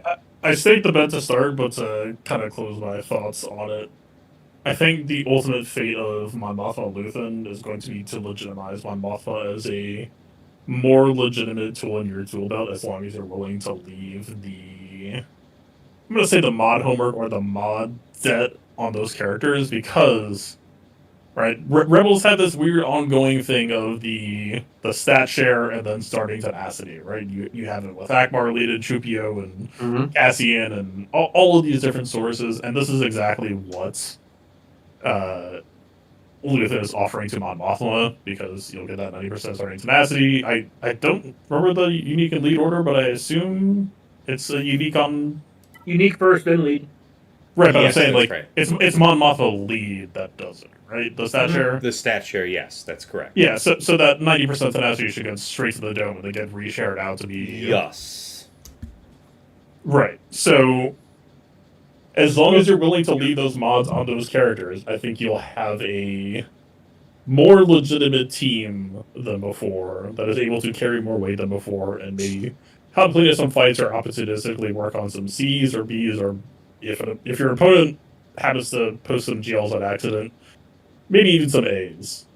But we're still kind of in this weird phase for them where the tool sets isn't much beyond. You have a little bit of control for Rebel fighters, you have a little bit of damage for Rebel fighters, but I think we're in an age of tools, right? We have anti-turn meter tools, we have anti-crit tools, and when your tool set is this generalized, I think part of where Tass's question comes from is when you think of a team you need to beat, you tend to think towards a specialized tool more than a generic one. And so I think Mon Mothma's fate is going to be a bit more enthusiast. If you enjoy the team, you can probably put some elbow grease in and probably do some pretty cool stuff with it. And like It'll be pretty much enjoy your anything time with without it. significant reaction. Yes. But Yeah. So probably not a lot of new matchups that you wouldn't otherwise have tried, but instead GG. what was once It will curb stomp aspirational can GG. become more reliable. No, this should curb stomp GG. GG. Oh yeah, that Yeah. would actually be quite a. I mean, it would take some time to Because overwhelm the that tenacity tenacity. would Yeah. the tenacity would resist the first line of target lock. Right. and that's a wrap. Yeah, you would overwhelm them before they'd be able to start scaling and styling on you. As long as you were able to kill. This goes back to the offense question. As long as you're able to kill Stap in a reasonable time frame, i.e., like 2 turns, Mm. getting him going is a problem because he'll heal the whole team. CG It's has also one that- successfully. Sorry, You what's go. up? No, I was just going to say. I mean, I would suspect that Luthen's one that it'll be introduced with its own datacron coming out. Something that will, like everything that you've touched on, I think is spot on, Fatal, with the like high potential, but perhaps some kind of inherent limitations on defense. But with the datacron set rolling out, I'm guessing there's just going to be a ton of enthusiasm for whatever it is they put in front of Luthen, which is going to be something that just kind of unnaturally elevates it for a period. And hopefully that's enough then to get people to make both the relic investments, possibly some modding, like maybe it's so strong that people can afford to be lazy and they don't invest. But I'm hoping that gets more energy behind it in the community too. If you this has legs versus, so I'm just kind of looking through his kit and I'm kind of like trying to force myself to kind of remember the Mon Mothma team. This team might actually have legs versus things like Reba or Seer. Yeah. What inclines you towards that? If you can daze Seventh Sister, they don't really Inquisitors don't really have any reaction. Mm-hmm.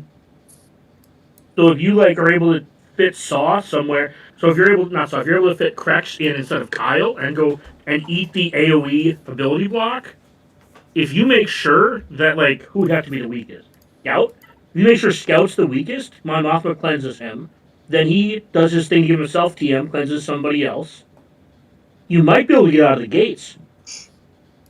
Okay. I'm just kind of looking at some of the teams that don't have a lot of reactivity to them, and what can you do to like kind of punch through. And depending on how hard they hit, how hard Luthen makes them, and how hard the summon hits, there's a reasonable chance you can power through one of, like, get through Malicos fast enough.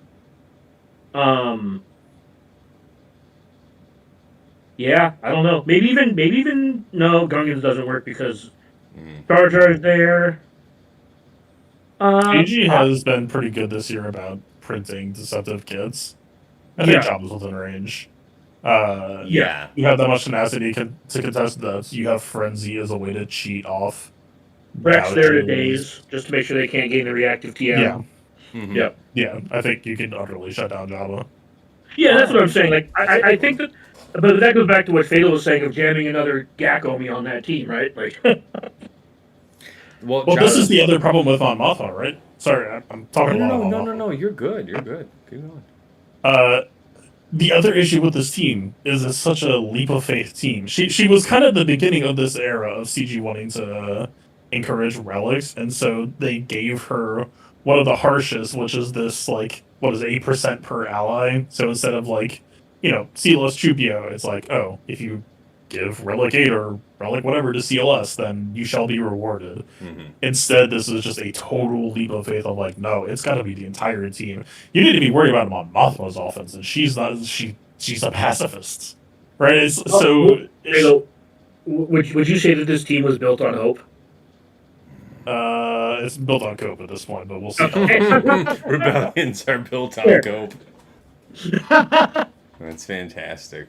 But I'm a Mon Mothma truther. Like, way back in the day, I've loved Mon Mothma. The team is just so fun and so interesting, so modular.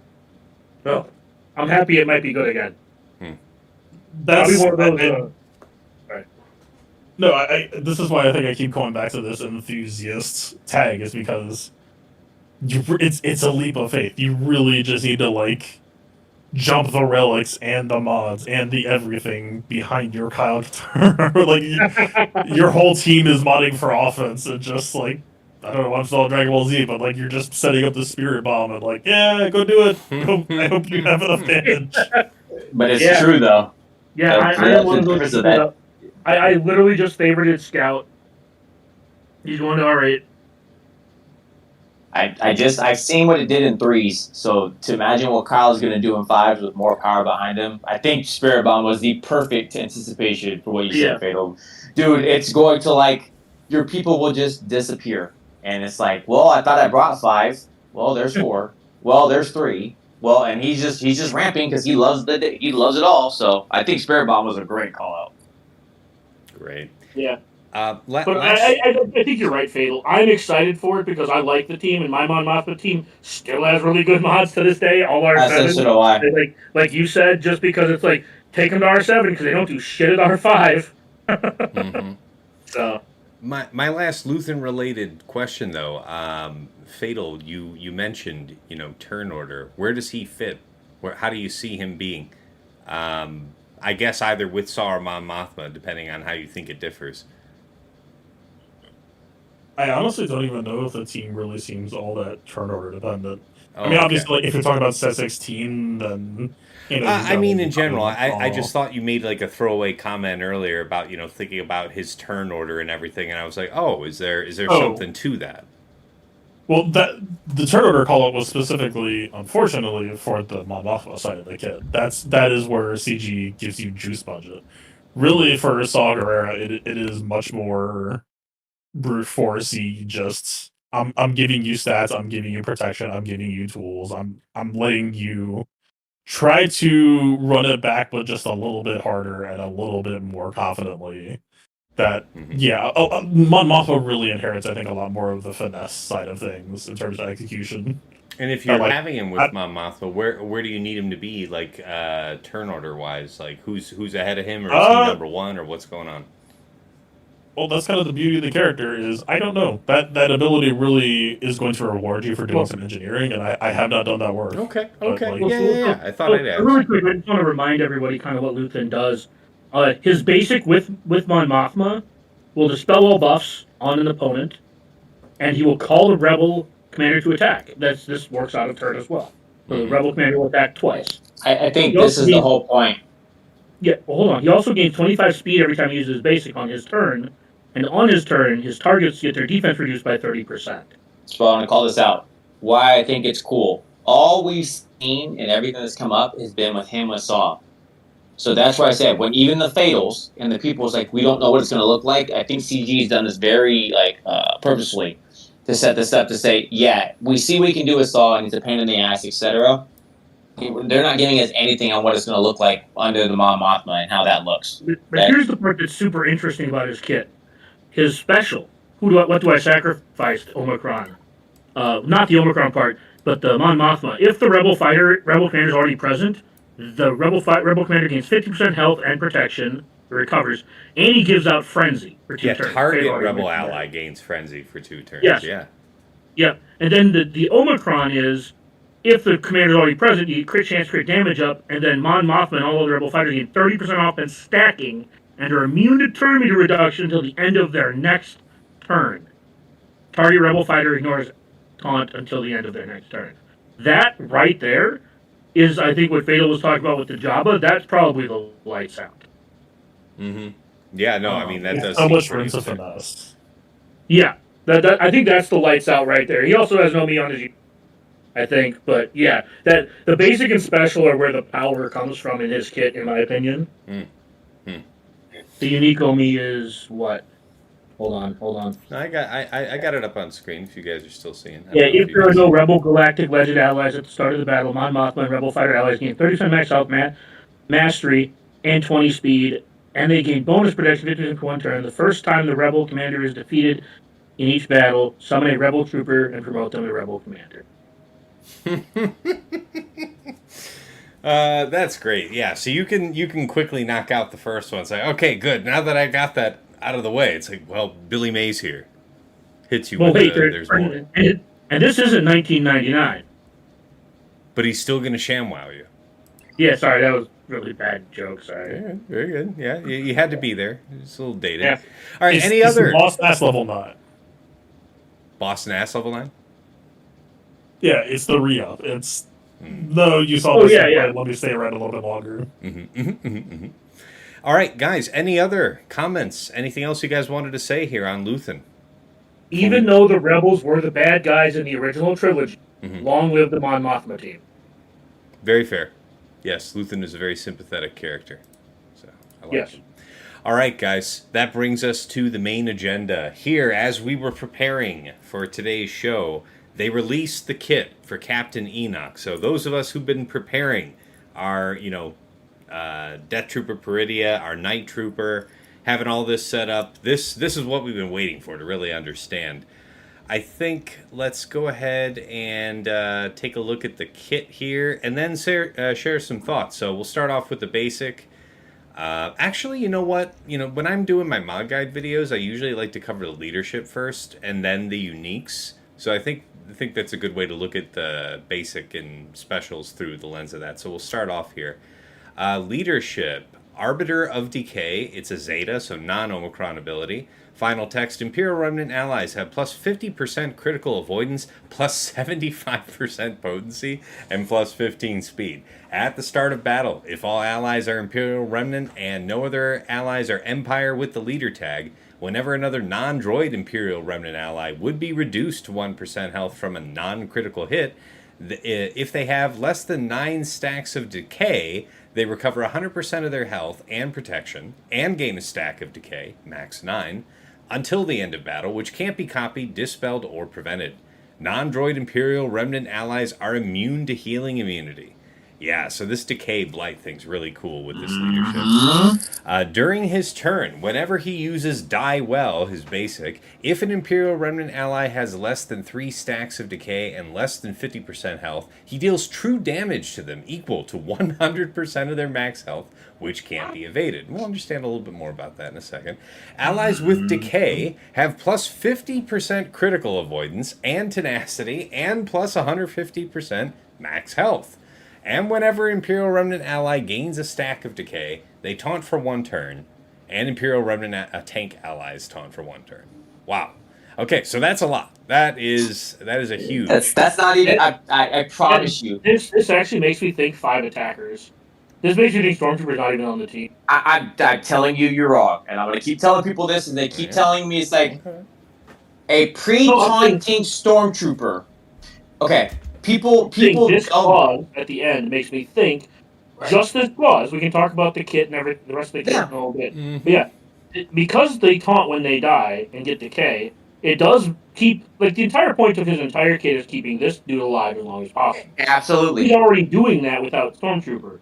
So if you can have more damage, I think that looks better according to his leadership. Wait, I'm sorry, I didn't hear you clearly. You said who are we trying to keep alive as long as possible? You're keeping him. You have to keep himself. Yeah. We're going to keep Enoch alive as long as possible. Mm-hmm. And maybe Stormtrooper is on the team, maybe he's not. But yeah, this part right here where it says that when they gain a stack of decay, they taunt for 1 turn. That's they're gonna be dying a lot.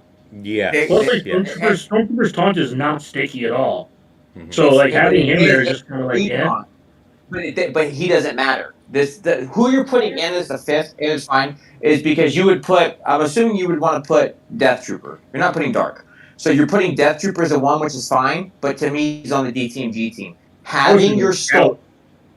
See, I know Scout. No, Scout is too strong with DTMG. I guess you wanted to, but it's like to me. Again, we already talked about this. DTMG is not a team once Enoch comes. Enoch is the number 1 team. So you put the best characters on the board. I don't think it's Scout. I think Storm is a pre-taunt. So you try and get in front of him, you can't now. You have to deal with this, or you have to bypass that. Yes, so you're going to bounce around taunt. Enoch, Knight, DTP, and you're saying Storm, and who's the 5th? And TIE Fighter Pilot. It is 100% TIE Fighter Pilot is going on this team. But he's back to blazing fast. Meat's back on the menu, boys. I like that. If you just read Scout's kit, Scout fits on this team so absurdly well. I could see that. Yeah. I can see why, but everything about Scout's kit screams he wants to be on this team. All of his abilities work really well with Peridia Trooper and Night Trooper, and maybe TFP's not on the team. Who knows? My point is I think that there's not really, at least for me, and with my initial look at this kit and the initial look at this unique, it's like, man, I find it really hard to leave Scout off the team, man. He is so fucking I could easily see it, and the only reason I say that is playing with the team. If anybody's played with Storm, they know how powerful he is. He is going to literally apply exposes or give defense up on a team already taking defense. So now you're getting defense up. The dude is thick as hell, and the one problem we always have with Storm is that he didn't taunt. You had to reactively set it up. We are now getting him to openly start the fight with the taunt, and then you're going to bounce the taunting around. It's already taking effect, so you can't start the fight in front of anybody, because even if you try that, I've got Storm right there to block your way. We get to the rest of the kit, but Stormtrooper doesn't seem necessary, because it seems like this is more of a, we're going to fuck you up as fast as possible team, and Stormtrooper doesn't do that. Sure. All right. This last part of the leadership, it does define decay here. So we've had Blight, since we had Night Trooper, but decay is defined as minus 10% health limit per stack. Can't health steal. All right. Let's dig into the unique here. Ominous Sentinel, Zeta, and Omicron. Final text. Captain Enoch gains 75% defense for each other active Imperial Remnant ally. Whenever an Imperial Remnant ally gains a stack of decay, they inflict blight on all enemies, which can't be copied, dispelled, or evaded until the end of the encounter. So that does imply it can be resisted, though. Enemies, excluding Galactic Legends, have minus 450% crit chance. So if you aren't coming with vulnerable against them, or if you yourself are not having advantage, best of luck with all No, that. advantage is only plus 200% crit chance. Oh, it's Yeah, only dude, plus no. 100. That's the way it they breaks got down the it. code. No, Yeah. they've taken into account for you don't get to play the advantage game. Okay, They're so there. vulnerable or piss off. Yeah.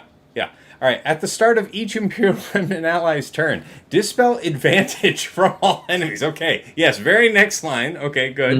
And those enemies lose 25% offense for 2 turns while in territory battles. So I think this is where the Omicron comes in. Yeah. I will say this: if this team doesn't beat Zori with that clause right there, I'm gonna be very unhappy. Yeah, Dude, I think it's taking us so much more than that, but I understand Yeah, why No, you're I saying don't that. know. I'm just saying that I clause know right there you're is setting like, the bar. I know what you're doing. that clause right there is just Zori can go fuck herself. That's Now, right. it's like it's so many more things, man. Yeah. There's so many more for teams. sure. It's literally why I'm waiting for Fatal to say fuck I do on the goddamn marriage part, because it's like the buy-in of what this team is doing and how they're setting it off is amazing.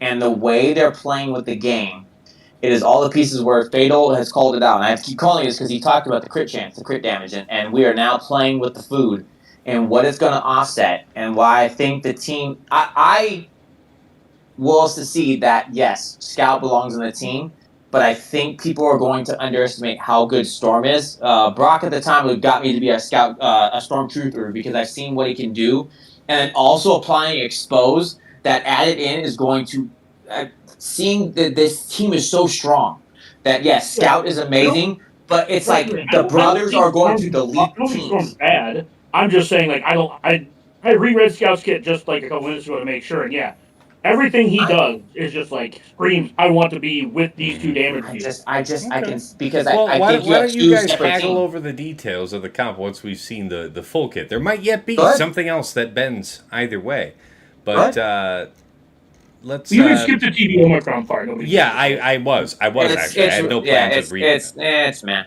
Yeah, well, the answer is I won't be doing it. So yeah, It's because Enoch's Omi is not on him. That's the point here. Is For that Grand Arena, his yeah. application? It's not for TW and it's not for GAC. That's on other characters. Right. But when you apply this shit, you are screwed. All right. Well, let's go ahead now and cover his basic Die Well. Final text: deal physical damage to target enemy and remove 5% of their turn meter. If the target has blight, deal damage again. During Captain Enoch's turn, if target enemy has blight, Imperial Remnant allies gain critical damage up for 1 turn and reduce the cooldown of Last Command by 1. All right. And then, what is it? Yeah, his only other special here. Last Command. 3-round cooldown. Okay. Yeah, they made the specific call out about the art of this. This looks pretty cool here. Let me see it animate one more time.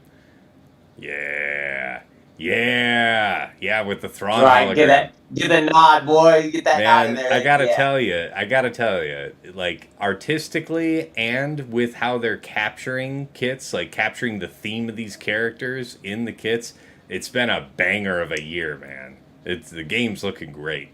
All right, so final text. Dispel all debuffs on all Imperial Remnant allies, and they gain protection up 60% for 2 turns and 20% turn meter, and all enemies with Blight lose 5% turn meter. Allies with Decay gain critical avoidance up for 2 turns. Call another random ally with Decay to assist, dealing 40% less damage. If all allies were Imperial Remnant at the start of the battle, attackers gain advantage for 1 turn. This is the ability that also made me think that they don't actually need a dedicated tank. Because this entire dude's kit is all about making your team kick the shit out of them repeatedly. And I'm not saying Storm isn't on the team, it's just I don't see how Scout isn't. especially when people just I just the because I reason to think have the tank then is ultimately to help somehow preserve Enoch, right? You're thinking that Yes. so Yes. When he so already without him, bounces how do you balls get around around. that dagger? That's the first obvious thing. Is like, okay, if you're setting aside the tank thinking he doesn't need it, how do you think it is that he doesn't really need it? Well, because Stormtrooper does. Where does it say the Stormtrooper pre-taunts? it's in the unique where it says the Imperial Remnant tank will taunt for 1 turn. No, At whenever somebody gains decay. Where does it say? No, go to the very end where it Of talked the about leadership? where Yeah. it talks about Whenever an the Imperial taunting. Remnant ally gains a stack of decay, they taunt for 1 turn. And Imperial Remnant tank allies Does anyone taunt for have 1 decay turn. at the start of the battle? Da, da, da, da, da. I don't think so. I did not see anywhere in I this don't kit where think it said that they it's got granted DK that to start that the fight, happens which immediately. means he does not pre-taunt. If he Which doesn't means- pre-taunt, then I'm okay. Then Yeah, that was my Well, point, TJ. Is if there was a pre-taunt somewhere, we have a conversation. Well, if But that's fact- the case, why don't we just switch out the word storm for sure? Then are we talking about like do Or we it has to do be- we have a can't be on need the for a team. He's not tank? Imperial Remnant. It has to be a remnant. Ah, That's there why you my go. thing. Okay, so that's good. That's good. It has to be. Now, like I Okay. said, we'll wait to see if I'm right, and it does end up becoming that he does get to pre-taunt, which is what I'm waiting for. If I'm wrong, cool. I'm wrong, and then Well, you're right. it all depends on absolutely. whether or not we can give him decay, right? Like how are we He starting off doesn't the spawn tank with with a decay. stack of decay? And he doesn't spawn with a stack of decay. That's what I'm saying. I don't think anything's Yeah. implying that. What I'm saying, TJ, is I think it's fine to have Stormtrooper on the team, but I think it really is the 5th we're talking about, not the 4th. Oh yeah, no, Right? it's I think absolutely it's TFP or yes. Storm, because Scout is just screaming. I put down. I make these guys punch harder. I call more assists. Knowing the other pieces to the kit, TFP is 100% on this team. You really but if it's coming down like that, then you're really thinking you would prefer to have TFP over Scout? I'm telling you that on this team, because the one piece you're not looking at, we're just looking at Enoch's kit, and you can't.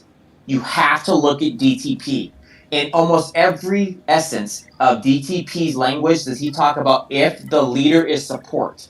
And then it says there's other pieces that talks about the Omicron, which is cool and it's very good. But in almost all facets, it talks about if the leader is support, and then it does extra things. If Yeah, the I'm leader looking is, at it right now. But DTP's that unique. really calls out the Enoch, not TFP. Yeah, well, let me Right. read this. Let me read this here. If the ally in the leader slot is not an Imperial Remnant tank, whenever an Imperial Remnant ally is dazed, stunned, shocked, or inflicted with speed down, all Imperial Remnant allies gain 15 speed, stacking max 60 for the rest of the battle. Whenever an Imperial Remnant ally is critically hit, remove 3% turn meter from all enemies. Holy shit, that's nasty with the that's what I'm thing. saying. That's who stuns and puts them speed down. Scout. Yeah, that's fair. DTP keep gains going. 5% That's turn meter stacking really, for really each good. stack of Doesn't blight stun or inflicted. put down speed down. TFP. It's not. All right, just keep going. I'm telling you. No, TFP that was it. Just DTP gains No, 5% it's not. turn meters. It's in it. It's other parts of his kit. It's in his special. It's look at. I got you. I'm trying to tell you. People aren't listening. All right, so here it is. In necrotic tissue, if the ally in the leader slot is an Imperial Remnant support, dispel all buffs from all enemies. Right. If the target enemy already had blight, inflict a stack of blight. All allies gain off. That's going to be the territory war. But it's like that's what I'm saying. It's like Nothing in there says TFP. Like that doesn't really. What's the reason why I'm saying? Mm-hmm. Because he's not actually. You can make him to a base. I made him to a base 380. All right. So now we're starting at TFP at a base 380. Holy shit! Now hold on. Now in here, there's TM gain. You're also gaining speed up. Yeah. What's his name's the support Enoch's lead also gives 15 speed. You're not at 380. You can get him to like 430, 440 flying. And his first move is always this unique is giving what? That's what never I'm mind. saying. It only gives himself speed. Never mind. This part gives others speed though, up to 6. Right, but that's so you're stacking his speed already. There's also TM gain. Did you know this? Did you know that Scout's only like 6 speed? I'm telling you, I'm not disputing on the Scout. I'm saying absolutely TFP is on this team. You're calling him, and I'm telling you that this team is built. I will concede that you could get rid of Storm and add Scout, but I'm telling you the reason why I'm trying to do this and set this apart is you still have a full actual Imperial Remnant team that you can use with DTMG. You can cleanly break it apart. Well, read Scout's kit, how it staggers, stuns, speed downs. Again, everything in Peridia's kit and everything in Enoch's kit screams Scout Troop. Mm-hmm. I'm, Wait, I think you can still Sasha, split it. Fatal. What thoughts do you got? Oh, did we lose Sasha? All right, Yep, Sasha he had to take He off. had to Okay, dip, yeah. Sasha Sorry, had to my dip. fault. Thanks Yeah, for joining us, man. Time. Have a good night. Been bogarting the time. Sorry. No. It's okay. But yeah, no, Sasha had to dip, and that's fair. I will look forward to what Fatal has to say, though. I am interested in hearing what he has to say. All right, what you think, sir? Put you on Hang the on, sorry, spot. I was pouring water on this blanket. Sorry, hang on. Okay, well, I am buying shorts on the Imperial Remnant faction, pretty much as a whole outside of any seasonal Datacron support. I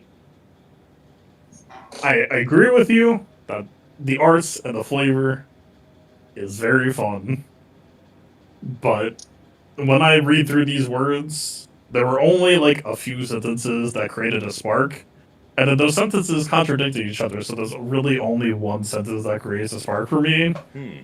And the rest of the faction that I see right now, I see a team that is exceedingly honest in an era of the video game that is exceedingly dishonest.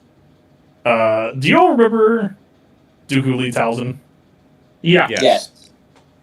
Do you remember the gleeful well, if I just get this Mother Towson AoE off, you will be doomed. You will have plague and also heal block. Haha, And then he died every time. Eater. And if you But died you every just time, fucking died every time because you had zero. You had not earned the right to play the video game. This is just Dooku 1000 2.0 in my eyes, and Really? I have been waiting. This is honestly kind of why I didn't pop the stream on today, is because it was hard for me to be excited.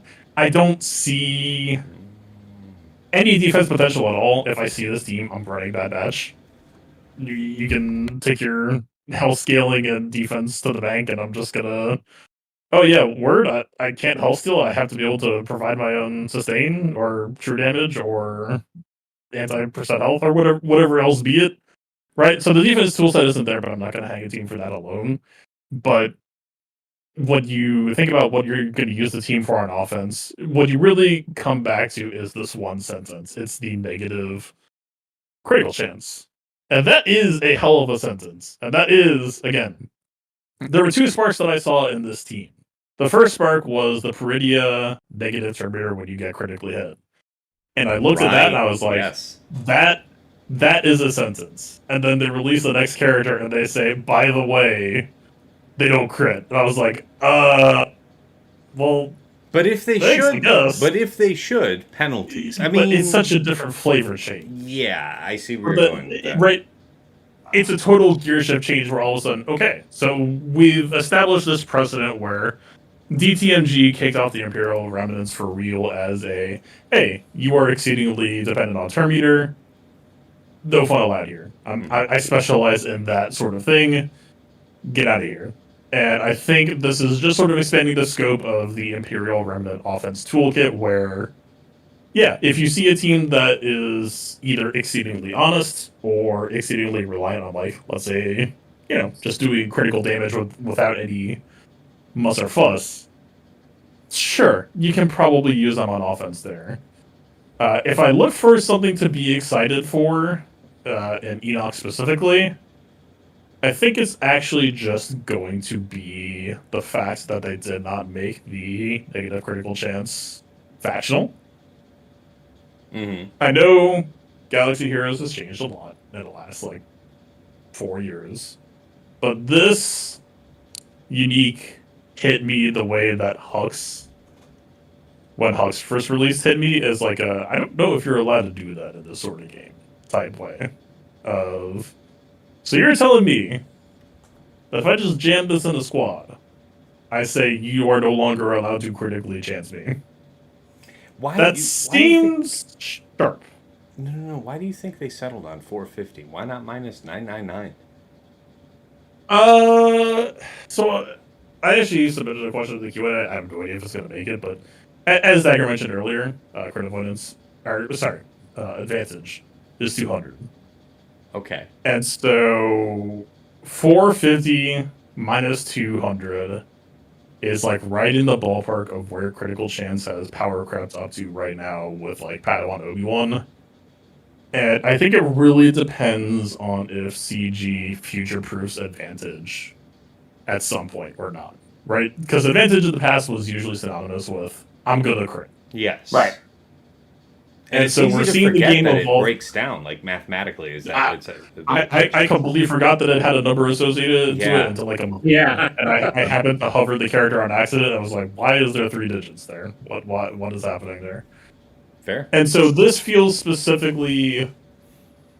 This feels like the first time that the game is kind of acknowledging, like, hey, yeah, things have started scaling in a kind of weird way, but we need to like build So are out you in this saying? direction. Are you thinking putting him with like Lord Vader?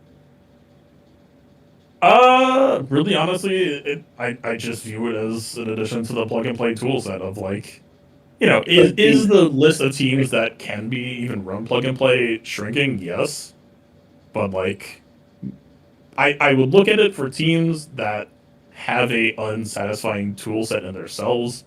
I think of teams like Bo-Katan Mandalore. I think of teams like Dr. Aphra, where, I'm not going to say that that team's going to be good into every matchup, but there are fights where maybe a team like Bo-Katan Mandalore or Aphra would say, hey, you can't crit me. That could buy you some breathing room. And again, it really kind of depends on Enoch's ability to hold their own. We need to see stats and blah, blah, blah, all of the usual contingent bullshit to cover my ass to not just sound like an idiot tomorrow. Mm-hmm. But So are you saying that you think that you're going to be using you're going to be using DTMG lead with these 2 new characters still, or are you even going to bother messing around with Enoch?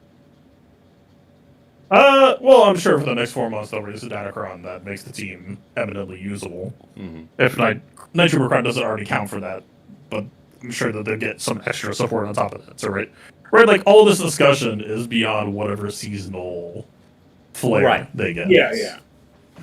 But like the thing that got me today is, do y'all ever do the thing? Because Taz, I do the same thing where I like read the lead and unique first. Mm. And I got today in a way that actually kind of pained me. Ooh. Which is, I was scrolling from the bottom of the kit back to the top, and I screwed up because I started reading the TB Omicron. Ooh. I was reading from the bottom to the top. And so you were I read the filled last with glee and hope. Well, that I saw a spark, and it's like, oh, this is like a possible direction for the team. Is this whole idea of when you die, you explode in like percent health scaling true damage? I was like, Yeah. oh, well, this is the missing piece, right? All of a sudden, it's like, well, what are we doing with this team? Well, this could be like a banner checks attrition direction. Waste. What a waste to put this on TB. Right? So I look at that and I was like, oh, things click into place so quickly, but it's restricted to TV, and that's where I just end up caught in this middle ground where, am I working on the team? Absolutely, because I'm going to need him for, Balin or something? Sure, something. Yeah, right. Oh, this is Ahsoka. Yeah, sure, that too. Yeah, I mean, well, just a couple observations that jumped right out to me. Yeah, so because you kind of can manipulate how and when people would be able to critically strike you, this seems like a team that I would more want to run on offense. I can pick my matchup exactly right and then just kind of steam it. That being said, I really do like the idea that whoever's on this team, you could pump as much relics into them and have pretty good returns. That 150% max health, the 200% protection up at battle start, I do think that it can't be dispelled. I was thinking, I mean, it would suck if it could be dispelled, but it can't be dispelled. So, especially up in our neck of the woods, don't be surprised if you're fighting people that have all R9 people on this team. Well, and also to if it is on defense. What I was saying to TJ about it too, it's like this team feels like how much damage can I do to you as fast as possible? Because like Fatal said, it's an honest protection team. up thing's part of the TB thing. Damn it, I almost fataled myself. Yeah. Damn it. Yeah. We read what we want to read. We Yeah. literally. Yeah, this team honestly feels like just how fast can I get you dead, and the reviving thing feels like a right for real. Like this team just does. This team feels like it's going to kill you fast, and if you get to use the blight or the decay mechanic, you're probably already losing.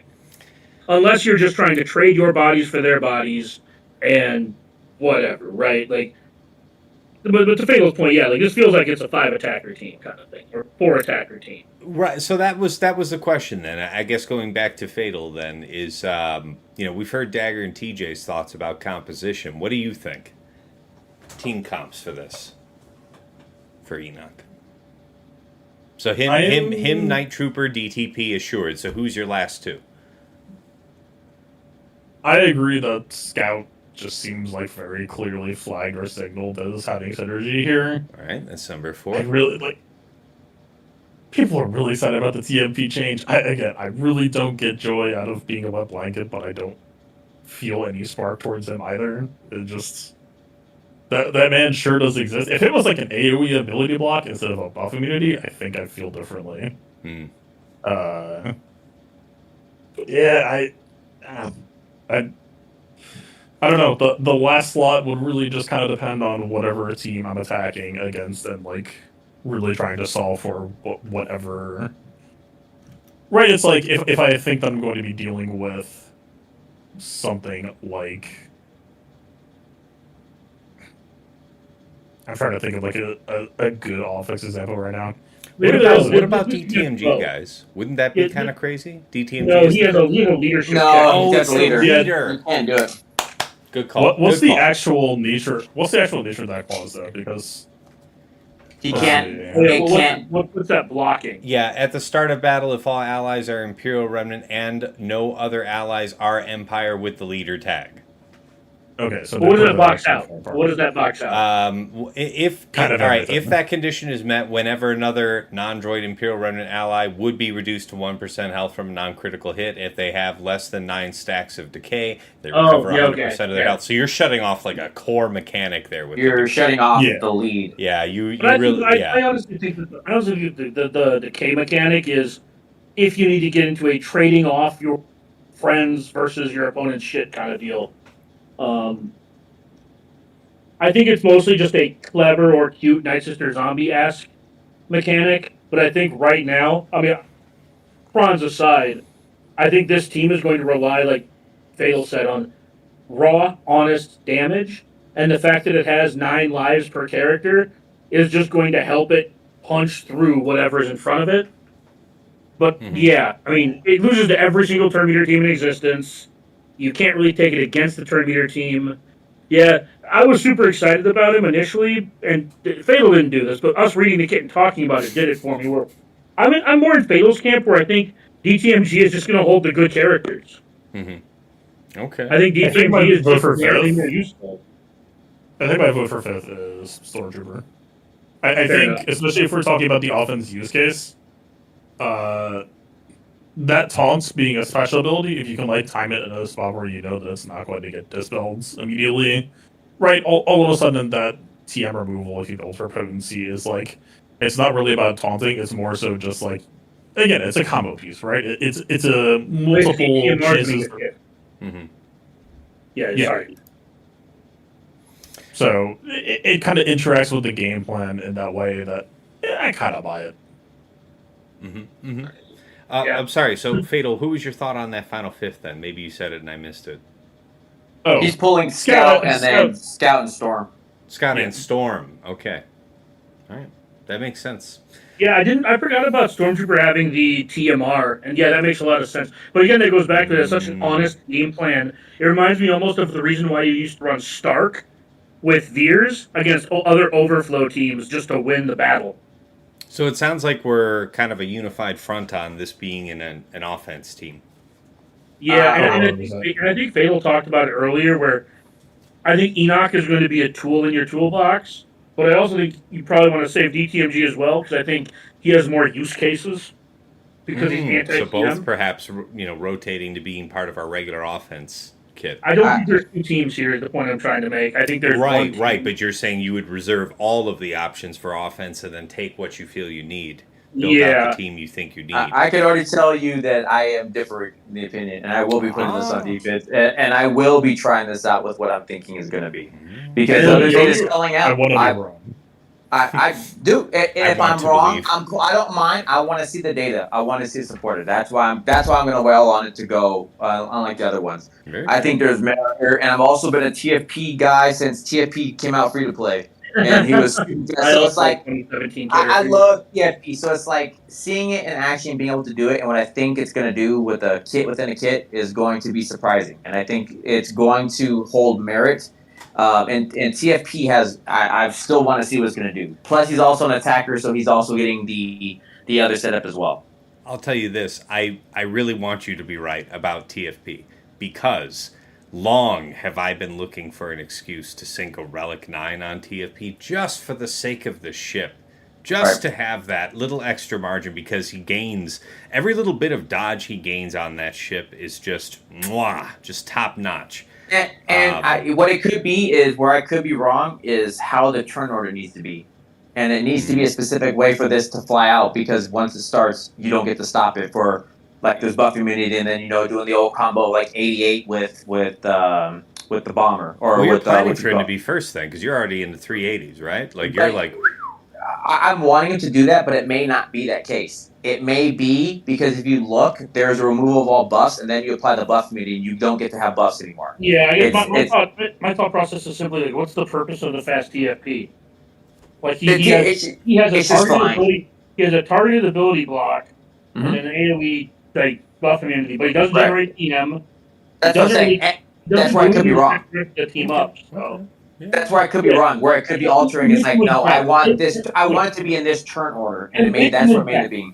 I want TFP to be good because fond memories of his ship, fond memories of using his character. He had a Datacron like a year ago or a year and a half ago or something, 2 years ago. That was really cool. But honestly, his kit's just not good. Yeah, it's not a modern kit. See, the thing is though, some of the simple kids can do really effective things, and that's what I want to see. And that's where I was like, it could end up being where you're saying it could actually be Scout Storm. It could be this way, but I want to test this, and that's where it's like I'm willing to sacrifice whatever it's going to be. It's like, well, the data shows this died super easy, or it's like, oh, well, look, this got to hold it, and that's what I want to be at. And as Fatal said, to me, it sounds kind of like a cop out because you're saying you want data, but there's not going to be any data the first week. People are no, it'd be week 3, and I'm fine with it. That's fine, but but either way, there'll be something there with it, and that's what I want to see. Yeah. I think it's worth it for me. I'm willing to go. He's willing to prove your suspicions, Dagger. He's willing to prove them out. I don't mind calling it out, and that's what it's like. If you're not willing to do it, you talked about the guy. It's like, well, I'll be the guy that's on it because I think it's there. And like I said, I've already had fun with them enough that even if it doesn't, I know I'm still sold on how much fun these remnant characters have been. Wow. I really like the modularity of the team. I will say that. I like the fact, there's a lot of teams. I'm trying to think of. There used to be a time when you would save Mon Mothma, Star, and Adrad because you'd only get 2 of those teams, right? Yeah. You were just trying to use the ones that you needed for wherever you needed them, and that's how this team feels. It feels like there's 7 good Remnant characters, and you get to decide what you put together to use, and Iden gets Death Trooper back. I see. We're also guaranteed to get more characters. Yeah, right. And that's the other piece I think it holds weight is where to what you're saying. I think one partial truth comes in when we get Galactic Legend Thrawn or whatever it's going to be. I think they're going to fill in these other pieces that would be even better characters. Right? Like we'll come back it's a year later. It's like. Well, TFP is like, who the fuck cares because you have this character now, right? And so it's like, to the point of what it's like, it's just to be fair, right? It's TF, like, yes, who the fuck cares? Want it to be true, but that's the rule of thumb, right? It's like, Scout will still have merit because Scout's a great character under Remnant, and that's just he's all around under Remnant, Scout is the shit. There's no disputing that. You know what I can't wait for? I can't wait for Thrawn to come out, and he takes Night Trooper, DTP, and Scout, and Enoch and Gideon looking at each other like, well, we had a good run, guys. I guess so here is one thing that was brought out that was pretty funny is his Omi being on the unique. So the thought is that Enoch may go as a part of the other team, like a part of the other character. Because if you're telling me you're going to have a Galactic Legend Thrawn, and that they're not going to adjust Enoch to be under Galactic Legend Thrawn, you're fucking No. crazy. Well, maybe. I'm just making a joke about how, like, I think that Thrawn is going to have a conquest character go with him. I can still see Enoch similar being to how there. It's Ahsoka does. his sidearm, right? And But I I'm see just why you're making saying it. And I'm just kind of musing about the fact that the three very best Imperial Remnant characters, in no particular order, are Scout, DTP, and Night Trooper. And they're Yeah, going to be okay. on the best team because they all just fit together so well. So I'm just mostly just like looking down the road. And how funny would it be if DTM if the Gideon team ends up being like DTMG, Enoch, TFP, Well, the cool thing Stormtrooper, and is, Death Trooper, right? and What is here's the why I Imperial bet you're Remnant right. team? Here's where I bet you're right. Is all it calls for is Imperial Remnant support. If you don't think Thrawn is not going to be support, to already tie that in, you're fucking crazy, right? So it's like your point is exactly that. It's like he's already got built in for support. I'm talking about Enoch, but there's no way Thrawn is not support. It's just not possible. Well, yeah, DTP and Night Trooper both care about leaders being not a tank and or a support. So.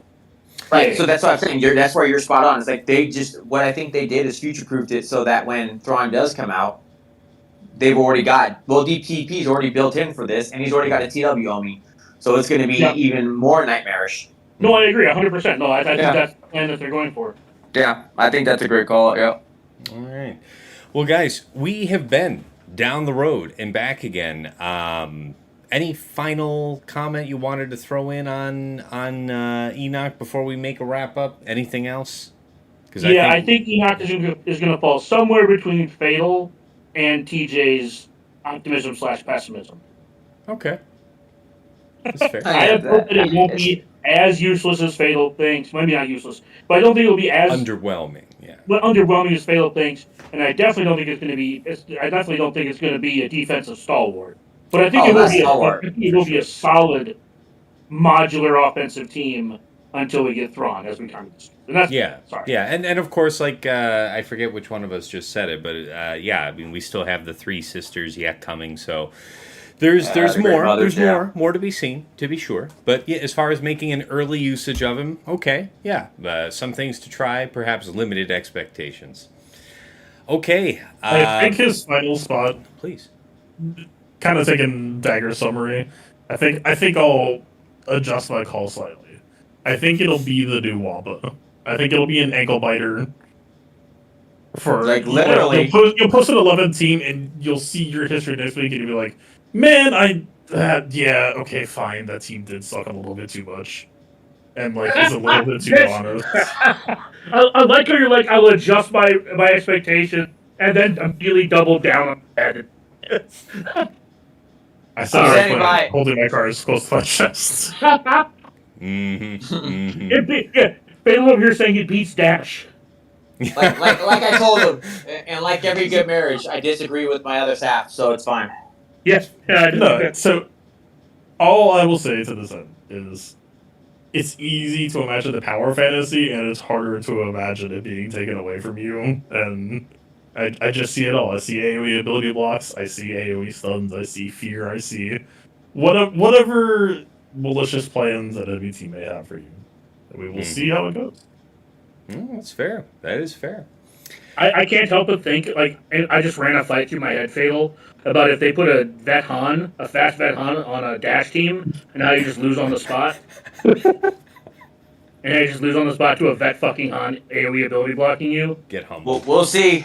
We'll see, gentlemen. Very good. I'm just with Fatal on this because I made a joke about Dash, and then I played a fight in my head with the kids. It's like, I know what you're doing. I know what you're doing, but it ain't fucking happening. That's what TFP is there for. Listen, very nice. Maybe it's the flip side. Maybe I imagine too many horrors that again, maybe people will just post a team where no, you left the door open. You forgot to lock the door. Maybe. Yeah, I hope it is good. I hope it is good. Mm-hmm. Yeah, I think there's interesting and immediate offensive application we can all see, and then it's hopium for any type of defense anything. Yes. Yeah. Until further notice, other character kits He'll pending. get Krons. We know at least he'll get Krons, and that'll last 4 months. So And he'll then be Thrawn will viable, come out 4 viable months as a later. defense for that reason, alone. And then Thrawn will come out 4 months after that, and then we'll have 4 more months of Krons, and then it'll just be with the GL, so it won't matter. That's true. This conversation is all irrelevant once Thrawn is here. Yeah, basically, this whole it's not good. It's Perfectly neck fine now. fate for them. Yeah. All right, guys, let's go ahead and get ready to wrap up. Time for, final thoughts, last word for the people. Dagger, why don't you kick us off? What do you got for the Are folks? we not doing the patron questions? We don't have any. Oh, okay. Fair enough. Yeah, I mean, well, I guess, you know what? Thank you for out of me, guys, to all of my very beloved patrons. I take this on myself. I was a little late in getting everything finally battened down for scheduling the recording of this episode, which means I gave my patrons late notice to submit questions to put in for the patron question of the show. And as a consequence, you guys only had about 24 hours to get them in. It doesn't look like a lot of you got the chance, and I take that responsibility for that. That's on me. Sorry, guys. I'll do better next month. I promise. So yes, thank you for exposing my shame, Dagger. And now your final thought and/or last word for the people. Yeah. So because of our long conversation about Enoch, I forgot how fucking good Scout was. I just want to say I have a renewed appreciation for how many things Scout Trooper does. They wrote a lot of words in that character. They did. Yeah, but they're good words though. It's a big ass unique. Yep. Yeah, I am excited to get my hands on Luthen. Again, as we discussed, I am one of the enthusiasts where I will do my best to make this shit work, regardless of its actual power level. Mm-hmm. And It sounds very fun to play. oh yeah, and it wouldn't be a stream if I didn't close it out with Enoch is coming out, so I'm gonna go make a trip to the Tasnix's Cheap Crystal Emporium. Might look into a remod while I'm there. Might get some TW maps. Fantastic. That's good. That's good. The bitter is a fantastic flavor. I enjoy it. Hey, but he changed his name to troll you. Like, whatever. Like, he deserves it. I suppose. TJ, how about you? Your final thought, your word for the people. I'm going to take Fatal's side on what I think. We're going to have a very honest week 1. I am more excited going into week 2. Like, we're going to have a lot more places to explore. So I'm more excited for week 2 to be here already. It's going to be honest in the sense that people are just going to lay the set 6 baby arm on defense and let you sweat it out. That's what I'm saying. But that's what I mean. So I'm not trolling Fatal's thing, but I think it's a very honest week 1 we're going to get. So I'm excited. I'm just moving into. I'm already there for week 2, just waiting because I'm excited to see what he gets to do. Living in the future. That's good. Yep. That's good. All right. Well, Sasha Aisha had to dip out, but if he were here, I'm sure he would. His final thoughts were that your hat was stupid, and you could do better. Are you sure that you're not projecting yourself onto her? Yeah, Sasha would never say those I'm words. 100% sure that I can hear Sasha in my head. It's just a verbatim quote. Okay. No, gotcha. I can hear him in my head saying that. I see. Yeah, I can hear it. I see it. I mean, I'd have to slip him the piece of paper under the table to get him to say it. That doesn't mean I can't hear him say it. Nevertheless, he would have something nice and helpful to say, and I will credit him as such. Wish you well. Wish you were here, buddy. Fatal, sir. Last of the line. What do you got? Your final thoughts. Your word for the people. Nothing too substantial. Mostly just kind of considering picking up efficiency because I've given up on 5v5. So we'll see how that goes. I don't know if that's not committed to it, but I'm... The horror. The The horror. Don't talk about Tess. well, I know it's going to be boring normally. So I'm like, well, what if we can do risky efficiency where I cut too many people? And I asked how the efficiency that it was going. And they were like, oh, yeah, no, we just already solo everything. And I was like, well, that plan went out the window. So I don't know what I'm doing. It feels like you're trying to four-man with Starkiller. You know what I mean? That At the end of the day, I'm just trying to pursue fun. And maybe it's time to stop going down with the ship and just start shooting myself in the foot instead. Okay, fair. Very fair. For my part, I am, like I said, panic farming up my last little bit of set 16 crons. So make sure if you don't have your goals met, you're doing the same. I guess prepare yourself, of course, for a return towards the efficiency meta. We spoke about this in the last couple of weeks in the 3 versus 3 season of plotting and scheming, that it feels like the pendulum, the last couple months has swung towards defense mattering again, and now it feels we're giving some of that back up. So, yes, as always, generic week 1 strategy. When in doubt, make sure that you have enough for offense. Don't get caught flat-footed. And, best of luck otherwise in your preparations. Before I go ahead and do the outro here, guys, Fatal, as the only other content creator here on the stream, give yourself a plug. Where can the folks find you? Twitch.tv/PlaybookTV. You can see my I'm All team, and just don't look at anything else that happens. We'll see, but don't look. But we'll see.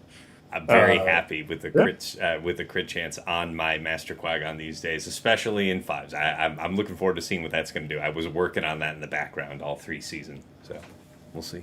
Well, we've been talking about 4 or 5 attacker teams all day, and that's about to be one. Yes, very much. Yeah. All right, guys. Well, to wrap up, of course, if you want to catch me live, you can find me on twitch.tv/Tassinix. Of course, if you're used to watching the Plotting and Scheming podcast here on my YouTube, Tassinix Gaming, thank you so much. Give a like, give a subscribe to see more, all that good stuff. On the YouTube channel, there's some other Grand Arena related content you might be interested in. I have Datacron set videos covering sets 15 and 16. I do make those with Aesop Rock, one of the very best players in the game. We'll be making one a little later here for the yet unnamed, undefined set 17. Stay tuned. Let's see. I also upload all of my Twitch VODs with chapters added for easy browsing there. And last but never least, my mod guide series. That started off as a request from you all, the viewers, and I've been keeping it going, moving through Afra, and BT1's video just came out today, 000 to come soon. Always looking forward to you guys' comments and requests for what you want to see next there. But yeah, that's all there on YouTube. Can't forget that Plotting and Scheming also gets rebroadcast out on Spotify, YouTube podcasts, and if you have the RSS link, which I think you can find off of the Spotify page, but if you have an issue, reach out to me. All you Apple Podcast users, you can just plug in the RSS feed into Apple Podcast and you'll get the show right there. So that was the workaround. Really appreciate my community that helped me figure that one out. Let's see. And of course, if you've really enjoyed the show and you want to, support what I'm doing over here on the channel, of course, I did add a Cash App at you guys' request. That's $Tassinix. And last but never least is the Patreon. Oh, that's the wrong damn slide. All right, let's see if I can fix this first. All right. First slide is check out patreon.com/Tassinix. For any upwardly mobile Grand Arena player, there is something there of interest to you. $5 a month gets your foot in the door to the TAS house, where you get early access to Plotting and Scheming, as well as the Datacron set videos. A dedicated chat and voice channel where you can usually find me lurking. So if you want to be in touch, that's the place to find me. Thank you so much to all the VIP access members: Andrew, Arj, Brock Thudsteel, Deadpool Cow 28, JJ's Productions, Jobin4527, Johnny B. Ottawa, Ray's Malbus, Renee Bebe, Sam Vimes, Squed, Stark Strategy Gamer, Sweens 14, and White Wolf. Stepping up to the $10 tier is VIP Access Plus, where you get the bundled package with patron access to me and to OmegaBot Patreon. So if you watch any of my streams, I do a detailed OmegaBot report, review that for every opponent. There's no other tool that gives you such a powerful at-a-glance image of your opponent's offensive and defensive tendencies. Can't say enough good about it. Thank you to Stryker and Ash Sotnikam for taking that offer. And for $15 a month, there is VIP Access Premium, bundled access to me, OmegaBot, and to Hot Utils, the premier tool for your mass loadout mod inventory management. You know, with a couple of with a couple of clicks, you can easily switch between Grand Arena, TW, TB, raid modding. Really powerful tool. Bunch of other functionality I haven't even mentioned. But thank you so much to Quig, Ibanec, Sir Boss, Funky, Focus, and General Milan. At the top of the list, Ingesters Club Elite, Nomad's Reaper, the one, the only. This guy pops into stream from time to time, drops hundreds of subs, thousands of biddies all at once, goes crazy with it. Really appreciate the generous support over the years, man. Thank you so much. And of course, last but never least, our special thanks. First to Yoda Force, one of my original supporters back in the day, bought me the mic I'm talking to you on right now. He has long since quit the game, but we remember him fondly from the other side. To Mrs. T, my wife, thank you for all of your efforts in the background managing our industrious, curious daughter who wants Daddy to write out a whole bunch of words over and over in multicolored pencils when he's trying to be halfway decent at a phone game. So thank you for running interference. And of course, to my co-hosts here on Plotting and Scheming, Dagger, TJ, Sasha Aisha, and Fatal. Guys, love what we're doing. It's a great show. It's something I look forward to on a weekly basis. The feedback keeps coming in. People are loving what we're putting out. Some folks are saying it's even their favorite podcast. And honestly, I'm checking a lot of the folks that are following us on YouTube. I'm proud to say, guys, there's a fair few folks that follow us and no other Swugga content creators, which is quite an honor because there's some stiff competition out there. There's some great folks doing good stuff. So thank you guys for being part of this winning recipe.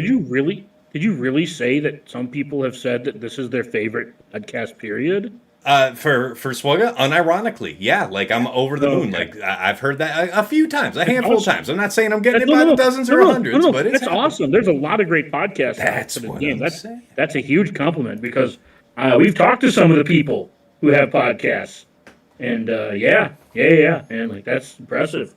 It's true. Take it for you, man. It's true. Well, hey, no, it's a group effort. I really appreciate you guys.